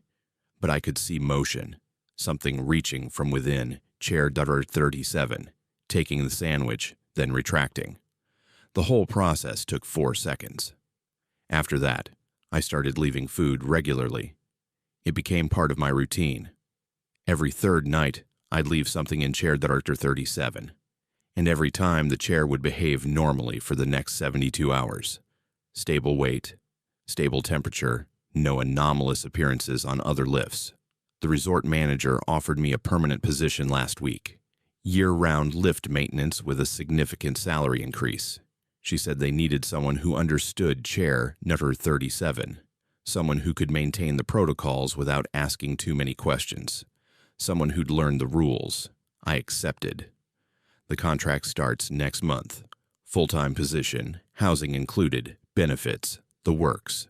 Better than seasonal contracts, more stable. And honestly, I've gotten used to chair W37. Once you understand the schedule, the requirements, the patterns, it's not that complicated. It's just another system, another set of operational parameters. I leave food every third night. I document the weight and temperature fluctuations. I don't question why the lift runs at 2:22 a.m. I make sure chair W37 reaches the top station without interference. These are the rules. Following the rules keeps everything running smoothly. Tony told me yesterday that I'm the first mechanic in 8 years to last through a full inspection season. The others usually quit after encountering chair 37. But I didn't quit. I adapted. I learned. The chair's temperature is 68 degrees right now. It's been 53 hours since the last feeding. I'll leave something tonight. Maybe pasta this time. I've noticed it prefers variety. The resort manager mentioned there are other anomalies at Hood. Other systems that don't follow standard mechanical principles. The gondola has behavioral patterns similar to chair terrain 37. The rope tow on the beginner slope has its own protocols. She said I'll learn about those once I start the permanent position. I'm looking forward to it. Not afraid, not confused, just curious. These are just systems that operate by different rules than conventional mechanics. And I'm good at learning rules. Chair W37 just increased in weight. I can feel it through the cable tension monitoring system. It does that sometimes in the afternoon. Usually means it's preparing for tonight's cycle. I'll need to check the feed timing. Make sure everything stays on schedule. The lift just activated on its own. It's only 4:37 p.m. That's unusual, off schedule. The chair is moving down the mountain instead of up. That's never happened before. I should be concerned, but I'm mostly just interested. A new pattern, new data, new rules to learn. I can see chair W37 coming toward the base station now. There's someone in it, facing forwards this time, not backwards. That's different. I can't see their features yet, but they're waving at me. I think they want me to ride up with them. I think that's the next part of understanding the system. The chair is pulling into the loading position. The safety bar is already up, ready for me to board. I should probably document this, but my phone battery just died. That's fine. I'll remember. I'm good at remembering patterns. The chair is waiting. It would be rude not to board. I understand the rules now. Chair 37 isn't broken. It never was. It just operates differently. I'm getting on. Time to learn what happens at the top. My name is Quinn, and I work evening shifts at Meridian Books, an independent bookstore in Eugene's University District. I'm a junior studying English literature, and this job seemed perfect when I started 3 months ago. Quiet environment, employee discount, time to study between customers. I've always loved the smell of old paper and the particular silence of bookstores. That reverent hush that makes even breathing feel like an intrusion on the stories sleeping on the shelves. The inventory system is older than I am. A DOS-based program running on a computer from 1997, green text on a black screen, the kind of interface that requires memorizing keyboard commands instead of clicking icons. The owner, a woman in her 70s named Dorothy, refuses to upgrade. She says the old system works fine, and she doesn't trust cloud-based anything. I learned the commands my first week. Check in, check out, inventory search, customer history. Simple once you understand the logic. 2 months into the job, I started noticing transactions that didn't make sense. Customer checkouts for books I didn't remember selling. Not unusual in itself. Sometimes I'm shelving in the back when customers use the self-checkout terminal at the front. But these transactions had customer names I'd never heard before. Names that sounded almost real but slightly off, like someone had generated them randomly. First name, last name, John Customer, Sarah Reader. I asked Dorothy about them. She frowned at the screen and said the system sometimes created test transactions when it glitched. Told me to ignore them. They didn't affect the actual inventory counts. But I'm studying literature. I notice patterns. I pay attention to details, and these ghost transactions were appearing more frequently. 2 or 3 per week. Last month, I started checking which books the ghost customers were supposedly buying. That's when things got strange. The books were always still in the store. I'd search the inventory for the title from a ghost transaction, and the system would show it as checked out, but I'd find it on the shelf exactly where it was supposed to be. Or almost where it was supposed to be. They were consistently misshelved. A poetry collection in the history section. A thriller in the gardening section. a philosophy book in young adult fiction, and they all had bookmarks, not regular bookmarks, pieces of receipt paper torn at specific lengths, marking specific pages, always page numbers that were prime numbers, page 7, page 13, page 23, page 47. I thought maybe Dorothy was marking books for some inventory purpose I didn't understand. But when I asked her, she said she never bookmarked store inventory, said customers sometimes left bookmarks behind, and we'd remove them when we found them. But these bookmarks were appearing in books that the system said had been checked out to customers who didn't exist. Books that never left the store, but were being moved to wrong sections systematically. I started documenting it. Each ghost transaction, which book, where I found it, which page was marked. The marked pages formed sentences, not complete sentences within each book. Single words or short phrases pulled from wherever the bookmark landed. From the poetry collection on page 13, intersection. From the thriller on page 23, Tuesday morning. From the philosophy book on page 47, 7:43. From another book marked on page 29, collision. I wrote down the sequence, intersection, Tuesday morning, 7:43, collision. It read like a warning, like someone was trying to communicate through the inventory system, through displaced books and marked pages. I felt like a character in one of the postmodern novels I studied, discovering I was inside a narrative I didn't fully understand. It was intellectually fascinating. Until Tuesday morning. I wasn't working Tuesday morning. I was at the university for my early class. But I walked past the intersection of 13th and Alder at 7:41 a.m., and I stopped to get coffee. I was still in the coffee shop 2 minutes later when I heard the collision. 2 cars, one running a red light, impact at the exact intersection the bookmarks had specified, 7:43 a.m. The police report later confirmed the time. The bookmarks had predicted it, accurately, specifically. I went to the store that evening and checked for new ghost transactions. 3 new ones. 3 new books misshelved with prime-numbered page bookmarks. I found them and read the marked pages in sequence. Student housing. Fire alarm. Thursday night. False alarm. Check the basement. What if the books aren't predicting the future, but remembering it? Thursday night, I was in my apartment in student housing when the fire alarm went off at 11:34 p.m. Everyone evacuated. Fire department arrived. No fire. False alarm. Electrical malfunction in the alarm system. We were cleared to return to the building after 30 minutes. I didn't go back to my apartment immediately. I went to the basement. I don't know why. Or I do know why. The bookmarks told me to. The basement storage area was open, door propped with a brick. Inside, I found a space heater plugged into an overloaded power strip, running at full heat next to a stack of cardboard boxes. 1 more hour, and there would have been an actual fire. The false alarm saved the building. The bookmarks had warned me where to look. I reported the space heater to building management.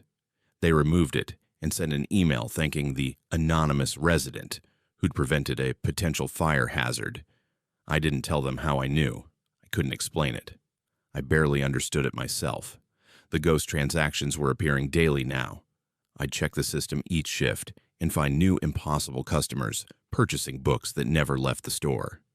I'd search the shelves and find them misshelved with marked pages. The warnings they formed were becoming more detailed, more personal. One sequence. Mentioned my roommate by name. Told her to check her car's brake fluid.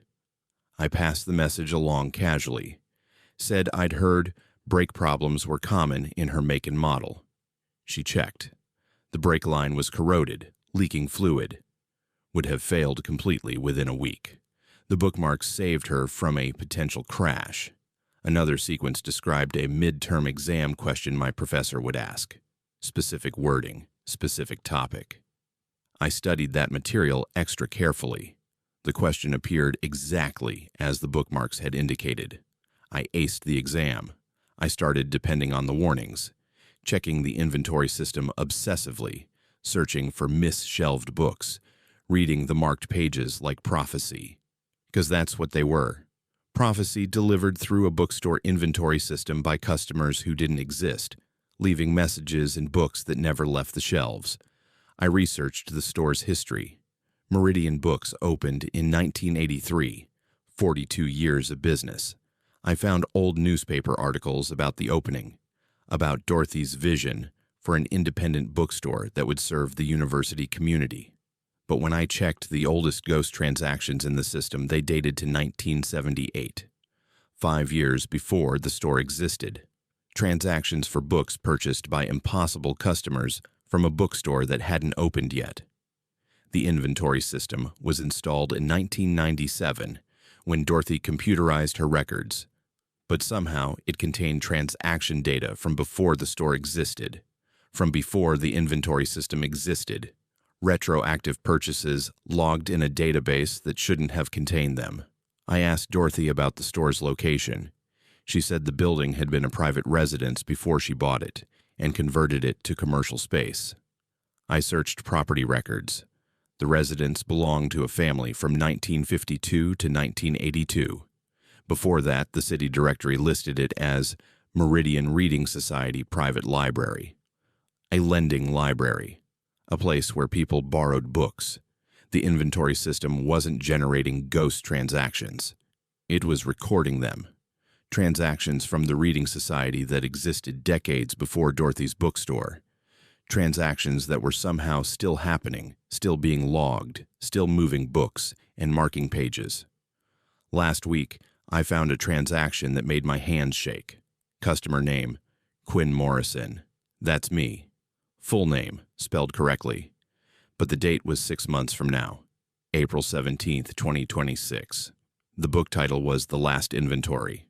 I searched the store's entire database. We'd never carried a book by that title. It didn't exist in our inventory. But according to the transaction, I would purchase it in 6 months. I've been searching the shelves every shift since then, looking for a book that isn't supposed to exist. Looking for The Last Inventory. If the pattern holds, it should be mis-shelved somewhere, bookmarked, and a prime-numbered page, containing a message about what happens to me on April 17th, 2026. I found it yesterday. Not in the fiction section, not in any normal section. It was in Dorothy's office, on a shelf behind her desk where she keeps her personal collection. Books she owns but doesn't sell. The Last Inventory was bound in dark green cloth with no author name on the cover. Just the title in gold lettering. I opened it. Every page was bookmarked. Every single page. Dozens of bookmarks made from receipt paper, each one marking a prime number. Page 2, page 3, page 5, page 7, page 11, continuing through the entire book. Hundreds of prime-numbered pages marked. The book was about me. My name appeared on every marked page. The text described my life, my childhood, my decision to study literature, my job at Meridian Books, my discovery of the ghost transactions, everything I'd experienced, everything I'd learned, written as a narrative, as a story someone else was telling about my life. The final marked page was 547, the last prime number before the book ended. The text on that page described me reading the book, described me standing in Dorothy's office, hands shaking, realizing I was a character in someone else's narrative. And then it described what happens next. I didn't finish reading it. I closed the book, put it back on the shelf, left the office. I told Dorothy I was sick and went home early. I didn't tell her what I found. I didn't tell her I'd been in her office without permission. But I can't stop thinking about that final page, about what it said happens on April 17th, 2026, about the choice I apparently make, about whether knowing the ending changes anything, or if I'm locked into a narrative that's already been written. The ghost transactions keep appearing. New warnings, new predictions, all of them accurate. Yesterday's sequence warned about a water main break on campus. It happened exactly as described. Today's sequence mentions a faculty member's announcement. I'll find out tomorrow if that's accurate too, but I already know it will be. The bookmarks are always right. I checked my transaction history again tonight. The April 17th purchase is still there. The last inventory checked out to Quinn Morrison, but there's a new transaction now. Same book, same title, different customer. It's dated for tomorrow. The customer name is Dorothy Meridian. That's not her real name. Her last name is Richardson, but Meridian is the store's name, the Reading Society's name, the name that's been attached to this location since before Dorothy bought it. The books are selecting their readers. The inventory system is organizing something larger than a bookstore's sales records. The ghost transactions are instructions, and we're all following them without realizing we don't have a choice. I'm going back tomorrow to read the rest of page 547. I need to know what happens on April 17th. I need to know if the ending can be changed, or if I'm just a character moving through a plot that's already complete, already written, already shelved in a section of reality I don't have access to. Dorothy called me an hour ago, asked me to open the store tomorrow, said she won't be coming in, said she has something she needs to read, said she'll understand everything soon. I think she found her copy of the last inventory. I think she's reading her ending right now.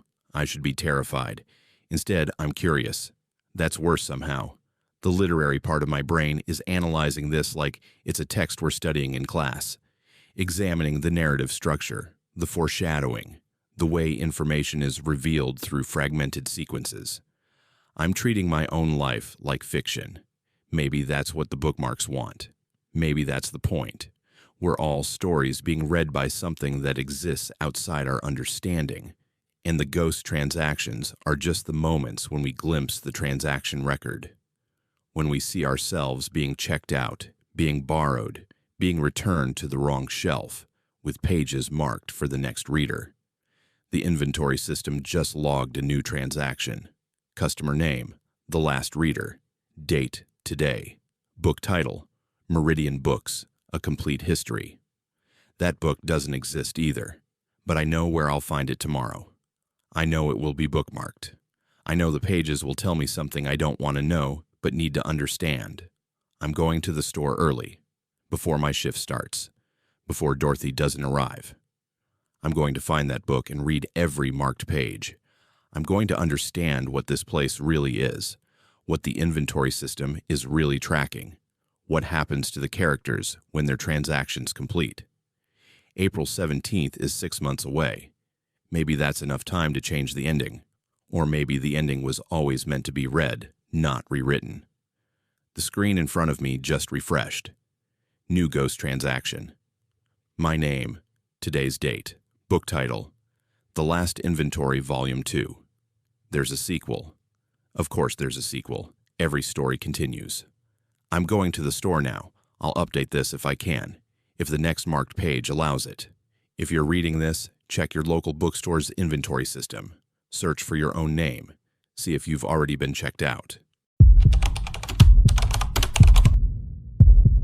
My name is Sienna, and I'm a vintner's assistant at Archstone Estate, a boutique winery in the Willamette Valley. I've worked here for 2 years, studying under our head vintner while pursuing my sommelier certification. Wine is a language I'm learning to speak fluently, a vocabulary of tannins and terroir, acidity and aroma. Every barrel tells a story through its evolution, and my job is to listen carefully, to monitor the subtle transformations that turn grape juice into something transcendent. The estate's underground caves were excavated in 1983, carved directly into the hillside to provide natural temperature stability for aging. The main cave system maintains a consistent 55 degrees Fahrenheit year-round, perfect for slow, controlled barrel aging. We store approximately 200 barrels across 3 chambers, each designated for different varietals and aging protocols. Pinot Noir in Chamber A, Chardonnay in Chamber B, experimental blends in Chamber C. Chamber C is where things stopped making sense. I first noticed the temperature anomaly 3 months ago during routine monitoring. My digital thermometer showed 55 degrees throughout Chambers A and B, exactly as expected. But in Chamber C, specifically in the northwest corner, where we keep our oldest experimental barrels, the reading was inconsistent.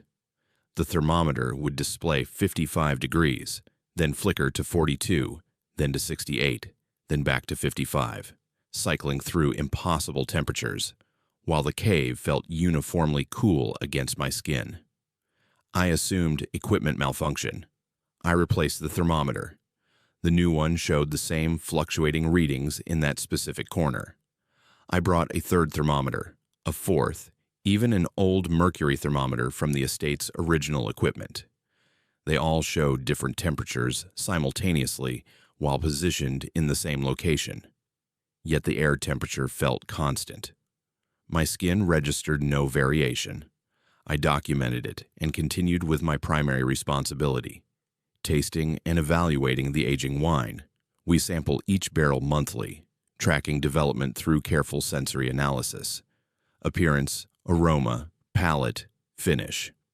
I maintain detailed notes, comparing each month's profile to the previous, charting the wine's evolution. The barrels in Chamber C's northwest corner were aging wrong. Not badly, wrong. Inconsistently, impossibly. Barrel 47, a Pinot Noir from the 2024 harvest, should have been 18 months old when I tasted it in August. Young, still tannic, showing primary fruit characteristics with oak influence beginning to integrate. Instead, it tasted like a 20-year reserve. Fully developed tertiary notes, dried cherry and leather, earth and tobacco. The tannins had completely softened. The wine showed complexity that requires decades of bottle aging, not 18 months in barrel. I thought I'd mislabeled something. I checked the cooperage date burned into the barrel head. 2024. I checked our cellar records. Barrel 47 filled March 2024, Pinot Noir from our estate vineyard. The documentation was clear, but the wine was impossible. Barrel 51, 3 positions away, told the opposite story. Filled in 2021, it should have been developing beautifully after 3 years. Instead, it tasted like it had been barreled yesterday. Fresh grape juice, barely beginning fermentation. No oak integration, no development whatsoever. 3 years had passed without aging the wine at all. I reported the anomalies to our head vintner, a man named Edmund, who'd been making wine in Oregon for 40 years. He tasted both barrels and went silent for a long time. Then he pulled out a leather-bound journal from his office, handwritten tasting notes dating back to the winery's founding.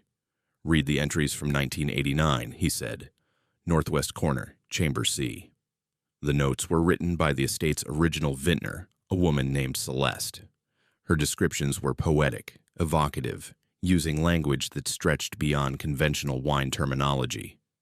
Barrel 12, notes of copper and childhood, a finish that tastes like Tuesday afternoons in 1962. Another entry.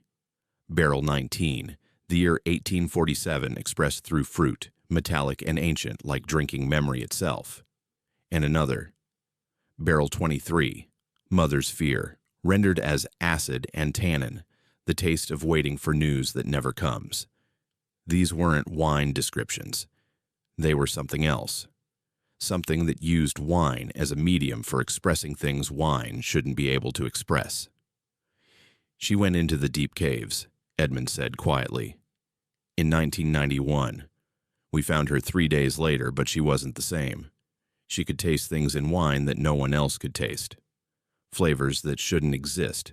She quit 6 months later. Said the wine was showing her too much." "What deep caves?" I asked. He looked at me carefully.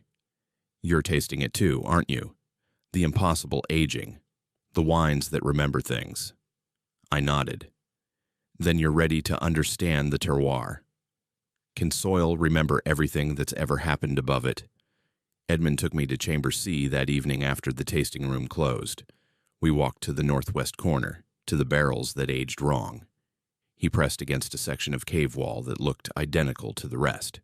Something clicked. A hidden panel swung inward, revealing a passage I'd never seen despite 2 years of daily work in these caves. "The original excavation went deeper," Edmund said. "Much deeper." We found chambers that predated our work, natural caves that had been sealed for centuries. Celeste opened them in 1989. She thought they'd be perfect for aging reserve wines. And they are. They're perfect. They're too perfect. The passage descended at a steep angle, rough-hewn rock, with no modern lighting. Edmund handed me a flashlight. We walked for what felt like 10 minutes, though my watch later showed only 3 minutes had passed. Time felt elastic in the passage, stretching and compressing around us. The deep cave opened into a chamber larger than all 3 main caves combined.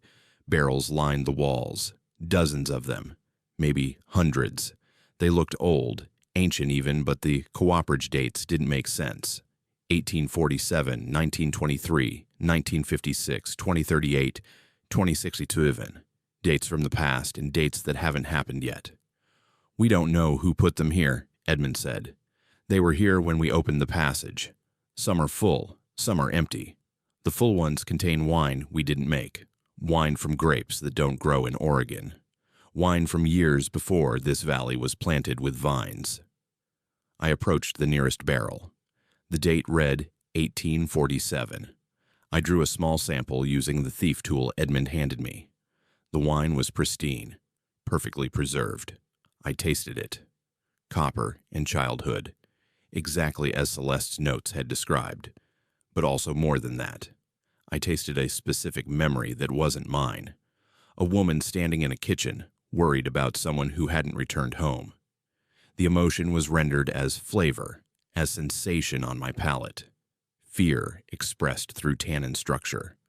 Hope carried in the finish. "What is this?" I whispered. "Terroir," Edmund said. "The complete expression of place. Not just soil and climate. Everything.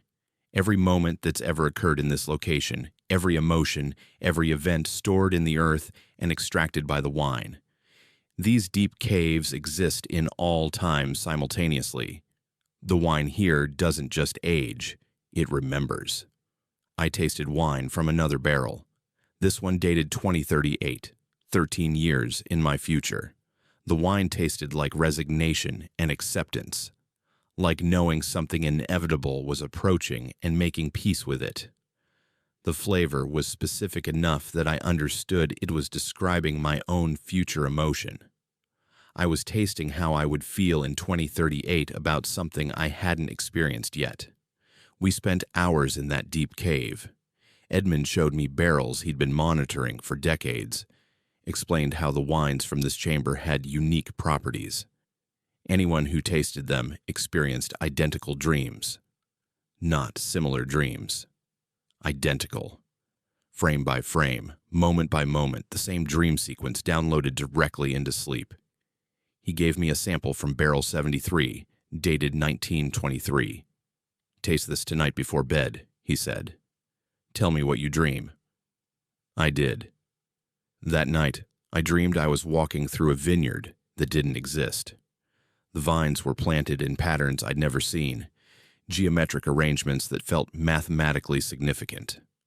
A woman who might have been Celeste was pruning the vines, but her hands moved in reverse, unmaking the cuts she'd already made.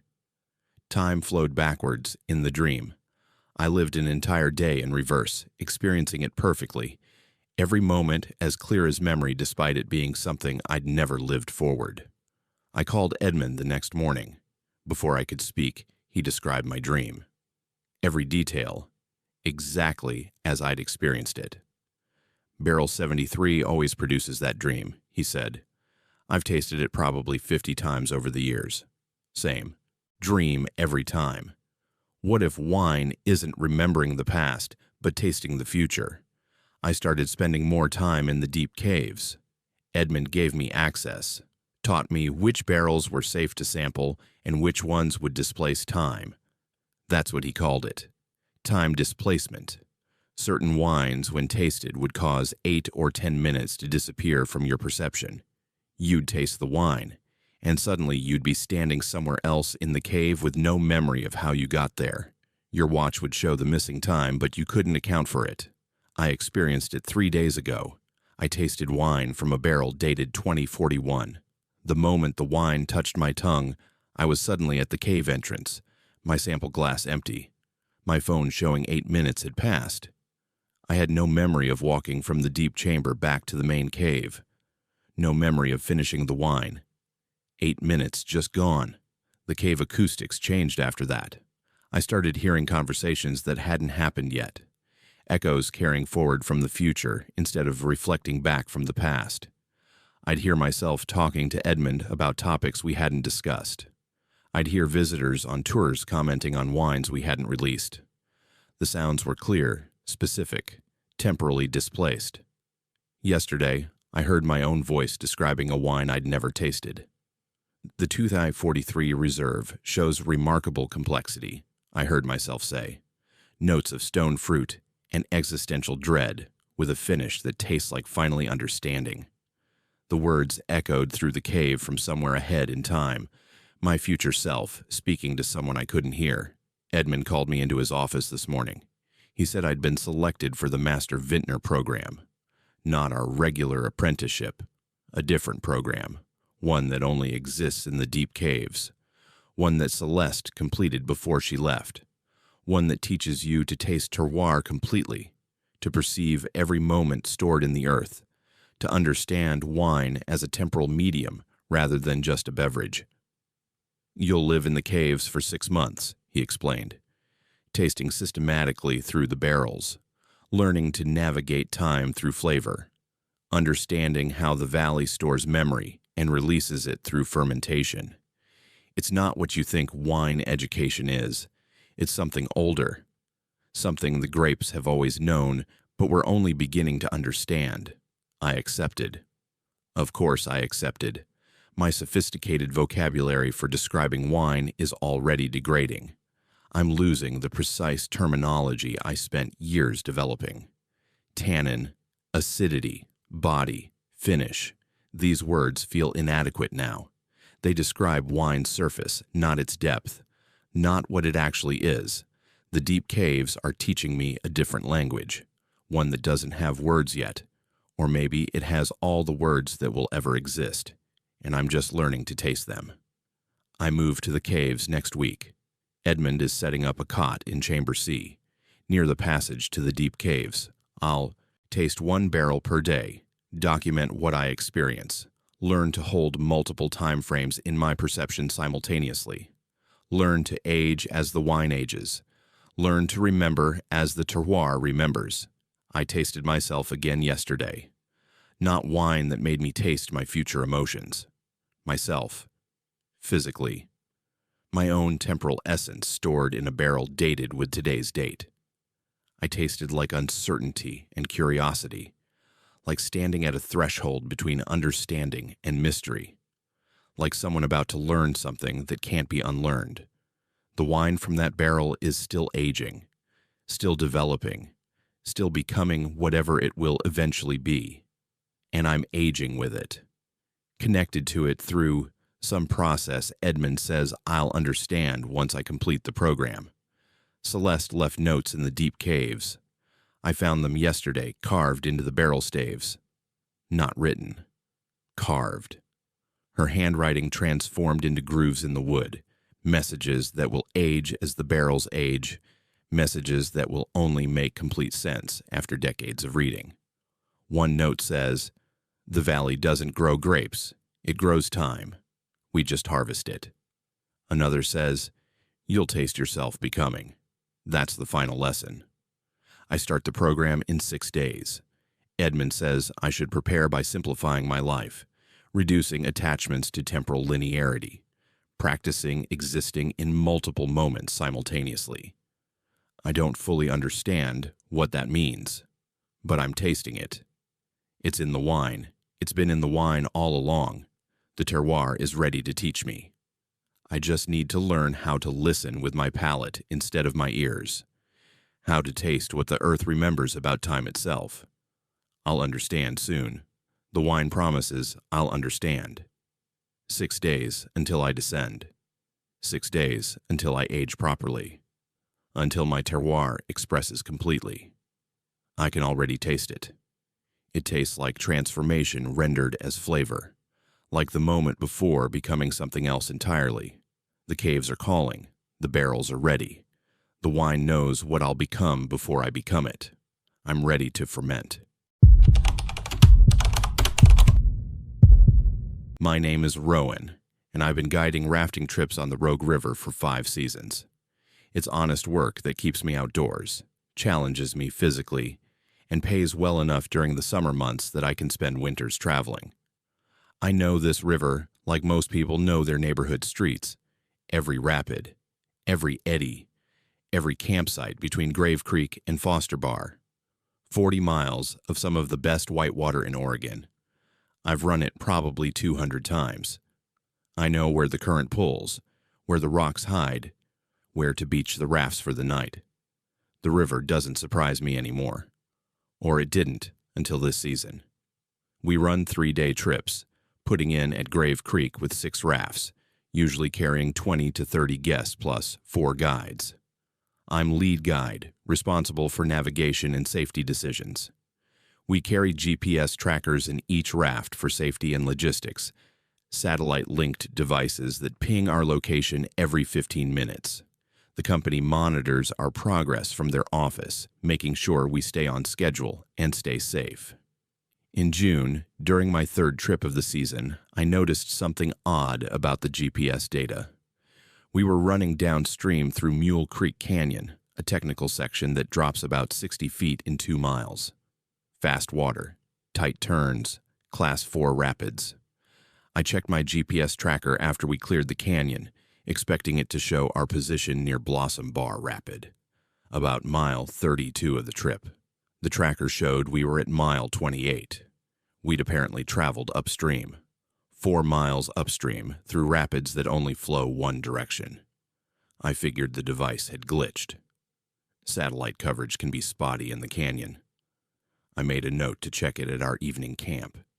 At camp that night, mile 34, the GPS showed mile 30, still reading 4 miles upstream of our actual position. I compared readings with the other 3 guides. Their GPS units showed the correct locations, only mine was wrong. I swapped it out for a spare. The new device immediately showed mile 30 instead of mile 34, 4 miles off, always upstream. I reported it to the company. They said my raft must have some kind of electromagnetic interference affecting the GPS signal. Told me to keep using it and document the discrepancy. So I did. For the rest of that trip, my GPS consistently showed positions 4 miles upstream of where we actually were. The other guides' devices worked normally. The next trip, 2 weeks later, I was assigned a different raft. New GPS tracker. Same problem. 4 miles upstream from actual position. But this time, it wasn't just my raft. 2 other guides reported the same issue. Their GPS units showing upstream positions despite us clearly traveling downstream, through rapids that don't flow backwards. We started joking about it. Called it the Rogue River Reversal. Some weird magnetic anomaly in the canyon that confused the electronics. Except our compasses worked fine. Our depth sounders worked fine. Only the GPS positioning was wrong, and only in that specific direction, always showing us upstream from where we actually were. Then the photographs started showing extra people. We take lots of photos during trips, action shots in the rapids, group photos at camp, candid moments of guests enjoying the river. I shoot with a waterproof digital camera and upload the photos to the company's website after each trip so guests can download their pictures. Standard practice. A guest from my July trip called the office to ask about the extra person in his photos. Said there was someone in the background of his raft photos who wasn't part of our group. Someone he didn't recognize. The office forwarded his email to me with the photos attached. I looked at them carefully. 6-person raft. All 6 guests accounted for in the foreground. But in the background, in the raft behind us, there was a 7th person. A woman, maybe in her 30s, wearing a life jacket and holding a paddle. She appeared in 3 different photos from different angles. Not a trick of light or a water splash. A person. In a raft that only had 6 people in it. I checked my roster. That raft carried 6 guests, all male, no women. I contacted the other guides from that trip. None of them remembered a seventh person. None of them had any explanation. 2 weeks later, another trip, more photos with extra people. This time, the extra person appeared in my raft in photos, taken by guests in other rafts. I was there. I would have noticed an extra person. Our rafts only hold 6 guests plus 1 guide. You can't just not notice someone sitting in the boat with you for 3 days. But there they were in the photographs. Different people each trip, sometimes 1 extra person, sometimes 2. Always in the background. Always looking like normal rafters. Always completely absent from our memories and our manifests.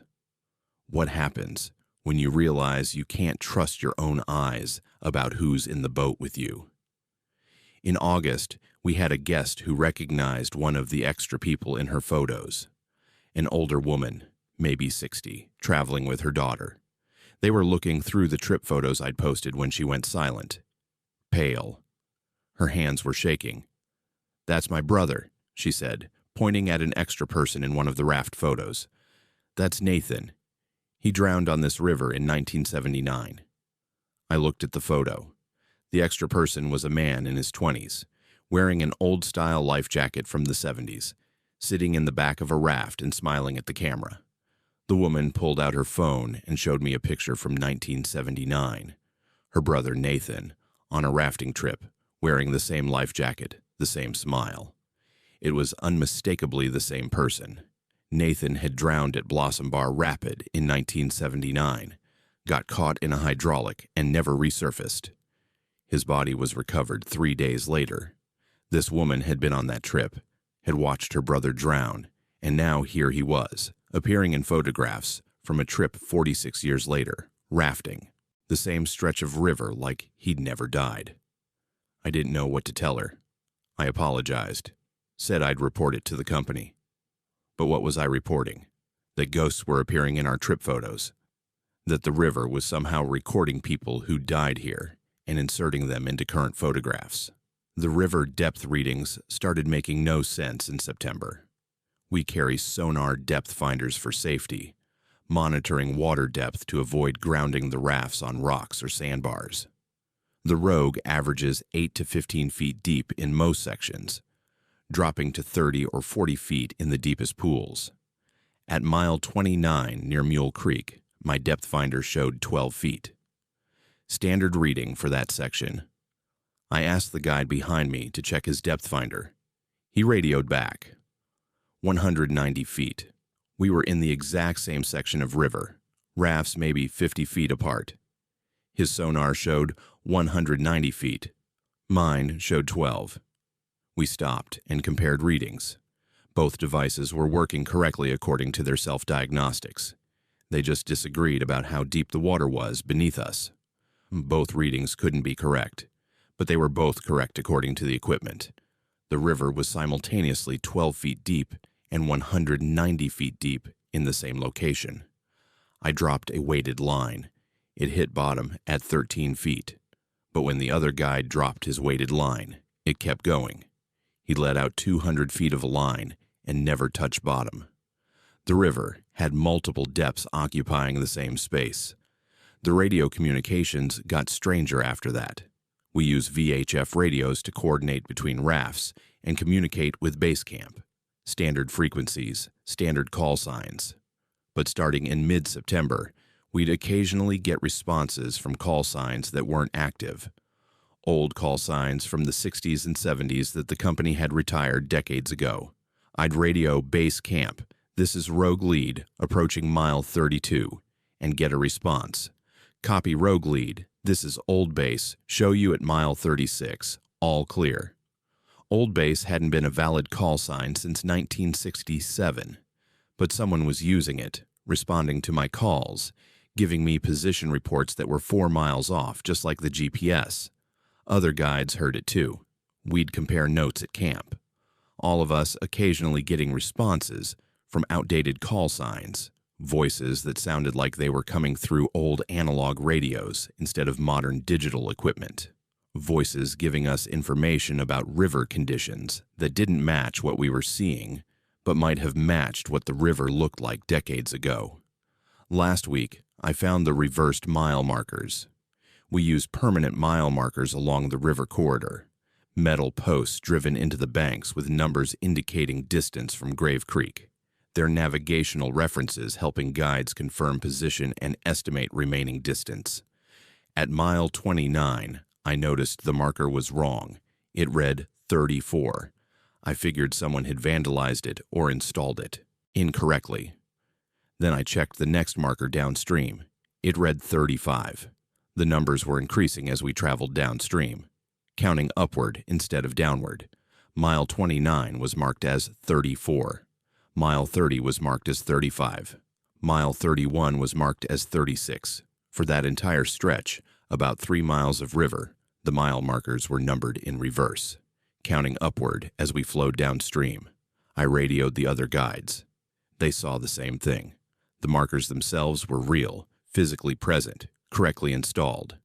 They just had the wrong numbers, or the right numbers for a river that flowed the opposite direction.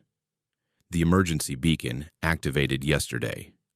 We were running through Slim Picken Rapid when my personal locator beacon, a device that sends satellite distress signals, started transmitting automatically. I checked it immediately. No one had activated it. It shouldn't have been transmitting, but according to the device's internal log, I'd activated it manually at 3:47 p.m. It was 1:32 p.m. The beacon was transmitting a distress signal from 2 hours and 15 minutes in my future. The satellite monitoring service picked it up and sent a rescue helicopter. The helicopter arrived at 3:45 p.m., just before the time my beacon said I would need rescue. But we were fine. No emergency.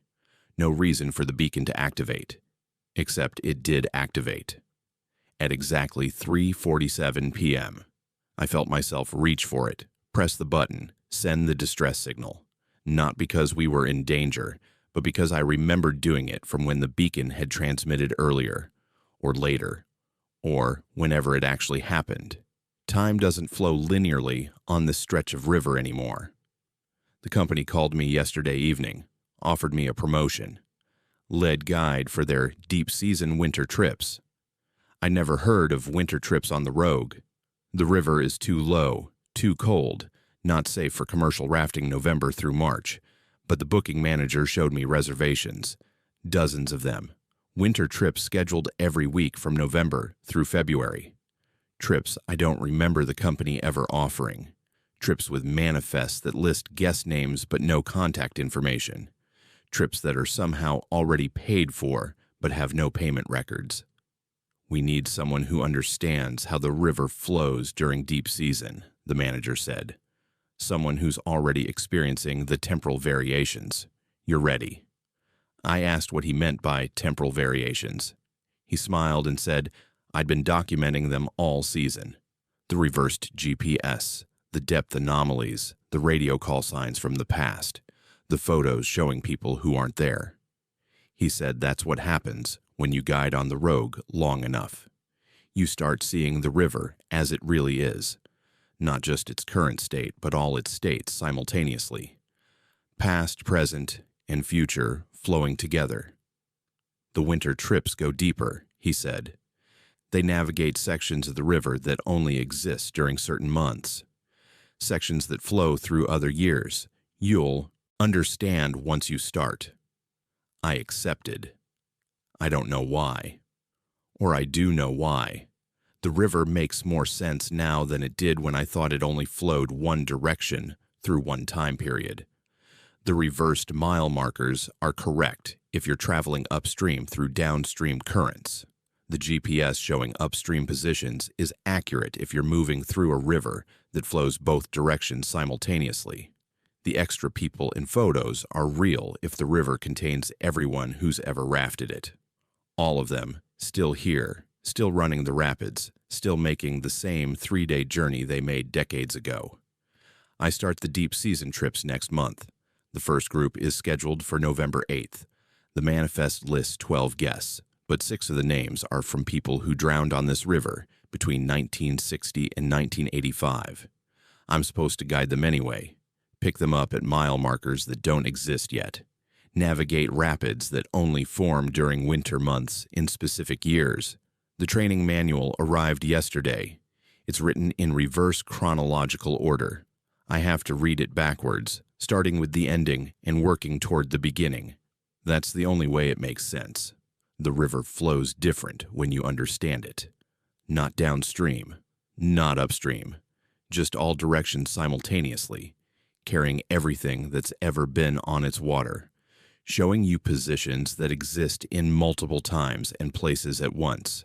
I'm ready to guide in all those directions, ready to navigate a river that doesn't believe in linear progression, ready to pick up passengers who drowned before I was born and guide them safely to takeouts that exist in years I haven't lived yet. The Rogue has been teaching me all season. The GPS, the photos, the depths, the voices, all of it preparation for understanding what the river actually is. I understand now. The river isn't moving through time. Time is moving through the river. We're just rafting in it, experiencing different currents from different eras, all of us flowing together toward destinations we've already reached and haven't departed from yet. Deep season starts soon. I'll be guiding the between times, the sections of river that connect different years, the rapids that flow through decades simultaneously. The river knows where we're going. It's been there already. It's still there now. It will be there again. I just need to learn how to row in all those directions at once. My name is Avery, and I'm a licensed pharmacist with 11 years of experience. I transferred to the Bend location 3 months ago, taking over the overnight shift at a 24-hour chain pharmacy in a strip mall off Highway 97. It's quiet work, mostly processing automated refills and handling the occasional emergency prescription. I prefer night shifts, fewer interruptions, more time to focus on accuracy and documentation. Pharmacy is precision work. Every dosage matters. Every interaction matters. Every label must be exact. The prescription system we use is cloud-based, integrated across all locations in the chain. When a prescription comes through, it shows the patient name, prescribing physician, medication, dosage, quantity, refills remaining, standard information. The system checks for drug interactions, insurance coverage, refill timing. Everything automated to reduce human error. It works smoothly 99% of the time. The first unusual prescription appeared during my second week. The system flagged it as ready to fill, standard automated refill for a patient I didn't recognize. But the medication code was wrong. Not incorrect, wrong. The drug ID number didn't match anything in our database. I searched the National Pharmaceutical Database. No match. I searched by generic name, brand name, therapeutic class. Nothing. The prescription listed specific compounding instructions.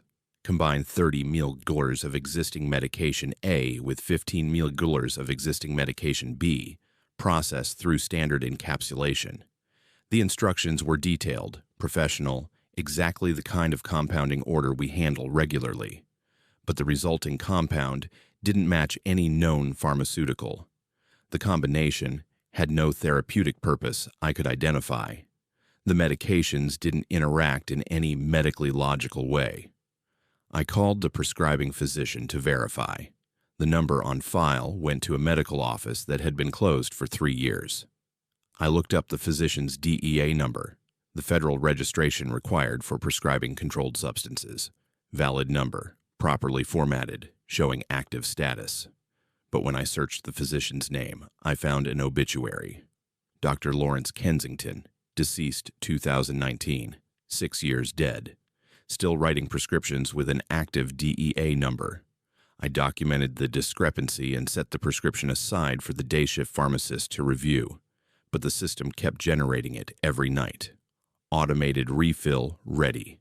Same patient, same impossible medication, same deceased physician. After a week, I called our district manager. He told me to fill it per system instructions if all the technical requirements were met. Valid DEA number, proper formatting, no interaction flags. If the system said, fill it, fill it. So I did. I compounded the medication exactly as instructed, labeled it correctly, placed it in the pickup queue. The patient came in 2 nights later at 2:47 a.m. A man in his 40s, well-dressed, polite. He provided his name and date of birth. They matched the prescription. He paid cash, signed the log, and left. I checked the security footage the next morning. The timestamp showed him entering at 2:47 a.m., approaching the counter, conducting the transaction, but the door sensors never registered his entry. The chime that sounds when customers enter never activated. The automatic door opener never engaged.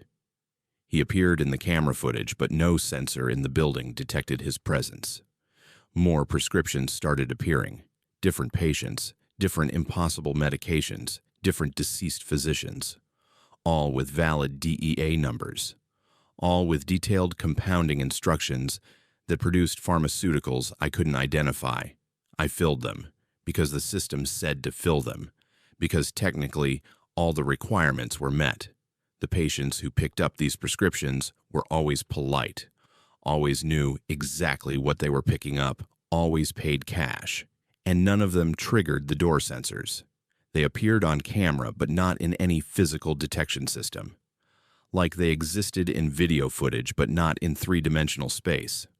One patient, a woman in her 50s, mentioned she hoped the medication would help with my chronic migraines. I don't have chronic migraines. I've never mentioned migraines to anyone at work. She smiled and said, "Not yet. But next week.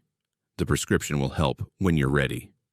She knew my schedule for the following week, knew I'd be working Tuesday through Saturday, knew I had a dentist appointment on Wednesday, knew details about my life I hadn't shared with anyone in Bend. When I asked how she knew, she just smiled and said, "The medication helps with more than migraines." Said I'd understand soon. Tuesday night, I developed a severe migraine. First one I'd had in years. By Wednesday, it was debilitating.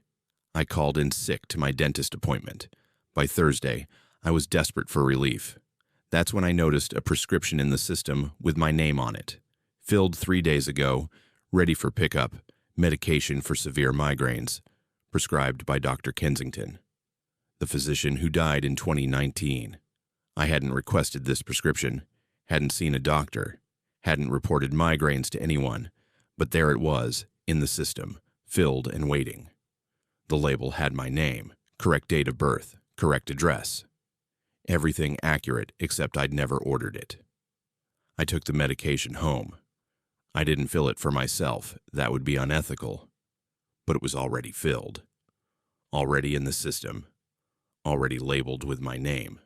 I was just picking up my own prescription. That's what I told myself. The medication worked.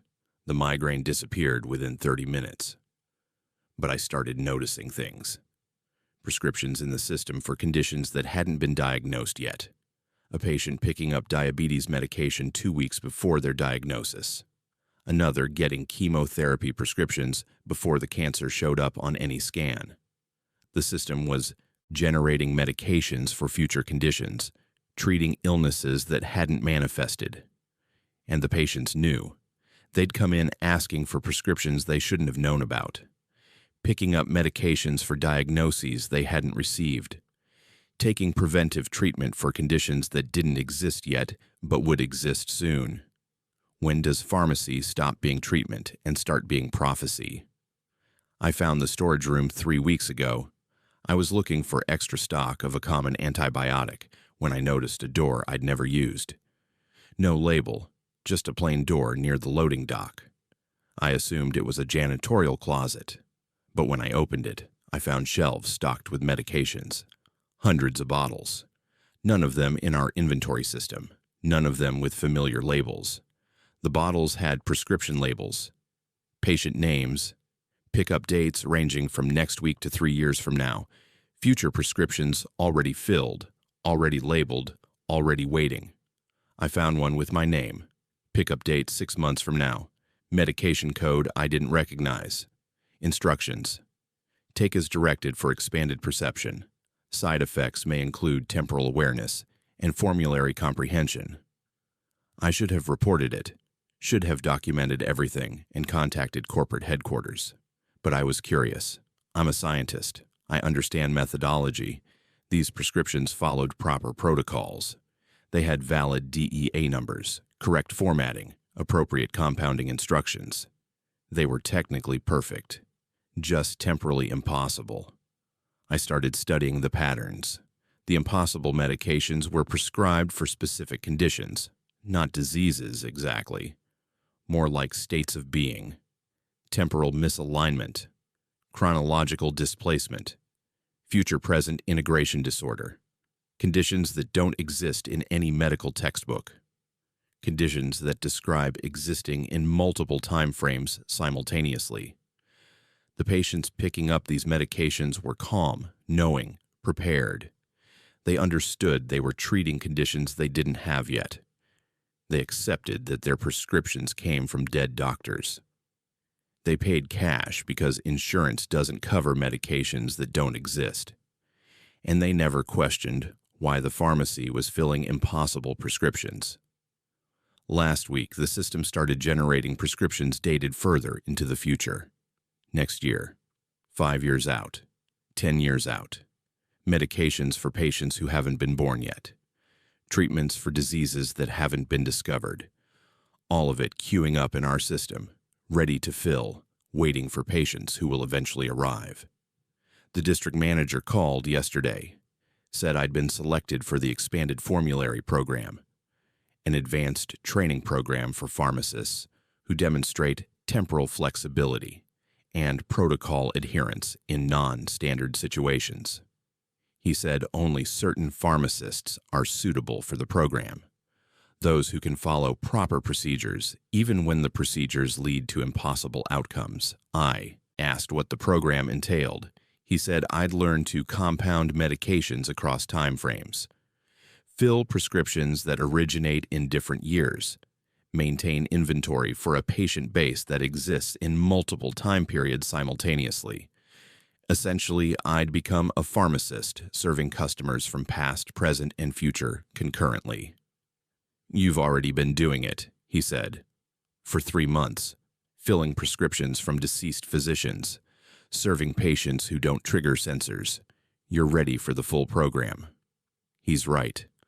I have been doing it, following the protocols exactly as written, even when they violate everything I know about pharmacy practice. But the medications work. The patients benefit. The system functions properly if you stop expecting it to operate in linear time. I accepted the program. Training starts next week. I'll learn the complete formulary, including medications that haven't been invented yet. I'll compound prescriptions using techniques that don't exist in current pharmacy practice. I'll serve patients who exist in time frames I haven't reached yet. The prescription with my name, the one dated 6 months from now, I filled it yesterday.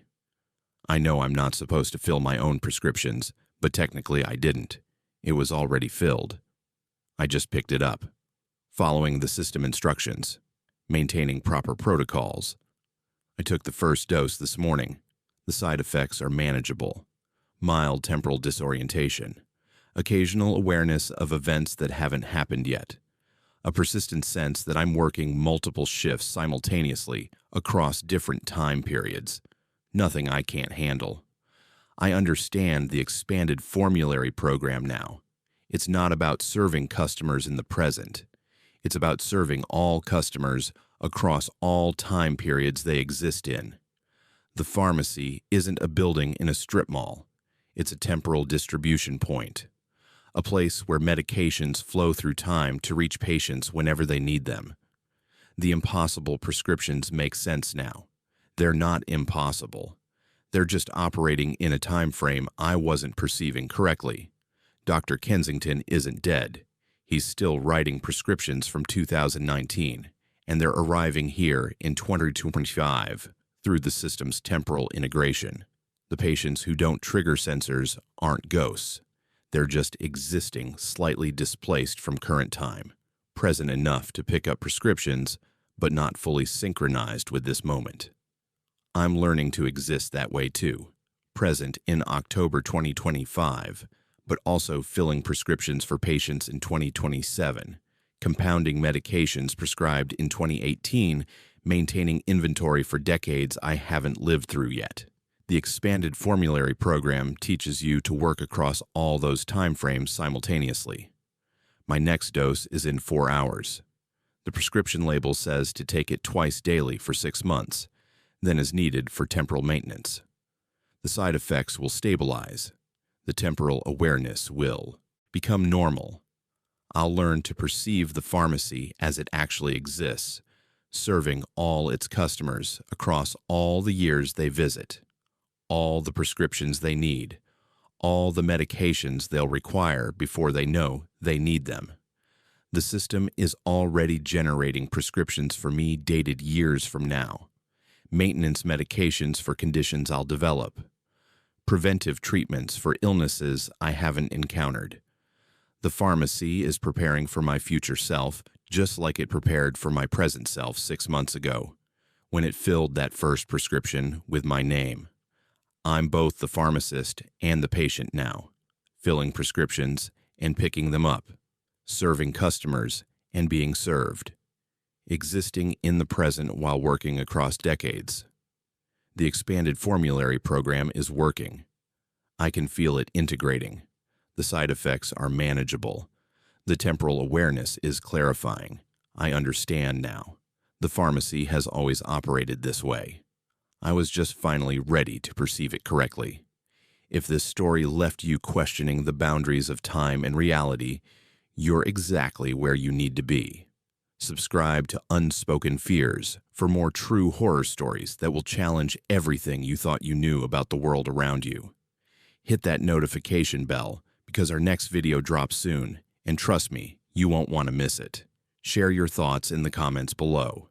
Until next time, stay aware, stay questioning, and remember that sometimes the most terrifying truths are hiding in the most ordinary places.